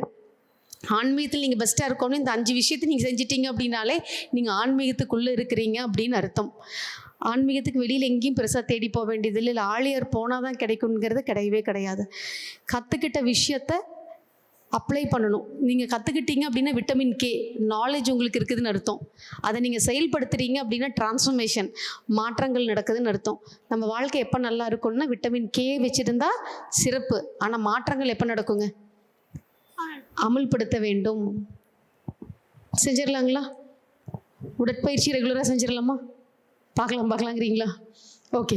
அதே மாதிரிக்கு தவம் என்ன பண்ணலாங்க? ரெகுலராக செய்யலாம். அகத்தாய்வுங்கிறது ரொம்ப ரொம்ப அழகான விஷயம். இந்த 3 விஷயத்தையும் நீங்கள் கரெக்டாக பண்ணீங்க அப்படின்னா மெடிடேஷன் உங்களால் ஈஸியாக பண்ண முடியும். இந்த 3 விஷயத்தையும் பண்ணாமல் டைரெக்டாக மெடிடேஷன் அப்படிங்கிறது ரொம்ப ரொம்ப சவாலான விஷயம். ஸோ இந்த 5 டேக்கையும் எடுத்துக்கோங்க. ஆன்மீகத்தில் நம்ம பெஸ்ட்டாக வரணும் அப்படின்னா ஒன்றுமே இல்லைங்க, இந்த 5 விஷயத்தை என்ன பண்ணால் போதும்? ஃபாலோ பண்ணால் போதும். ஃபஸ்ட்டு இதை மறக்காமல் என்ன பண்ணுங்கள், உங்கள் மைண்டுக்குள்ளே ஏற்றிடுங்க, அப்ளை பண்ணுங்கள். ஏன்னா நம்ம ஒரு இடத்துக்கு போகிறோம் அப்படின்னா அங்கே என்ன கொடுக்கணும்? நம்ம ஒரு டிரான்ஸ்ஃபர்மேஷன் கொடுத்துருக்கணும். நான் இங்கே போனேன், இந்த மாற்றம் நடந்திருக்கு. நீங்கள் சொன்னதை வச்சு இன்னொருத்தர் வரமாட்டாங்க. உங்களை பார்த்து உங்களோட மாற்றத்தை வச்சு தான் யார் வருவா? இன்னொருத்தர். ஓகே, இவங்க போனதுக்கப்புறம் என்னமோ சொல்கிறாங்க, பரவாயில்ல, இவங்க முன்னிருந்ததை விட இந்த விஷயத்துலலாம் மாற்றங்கள் தெரியுது அப்படின்னு தெரிஞ்சால் வருவாங்களே தவிர சொல்கிறதால ஒருத்தரை நம்ம இருக்க முடியாது. ஆனால் உங்களோட மாற்றத்தால் என்ன பண்ண முடியுங்க? இன்னொரு 10 பேர்த்துக்கு நல்ல விஷயத்தங்களை நீங்கள் கொடுக்க முடியும். இந்த வாய்ப்புக்கு நன்றி. எடப்பாடி நிர்வாக குழுவிற்கும் இவ்வளோ நேரம் பொறுமையாக கேட்ட அனைத்து அன்பு உள்ளங்களுக்கும் என்னுடைய மனமார்ந்த நன்றிகள். வாழ்க வளமுடன்.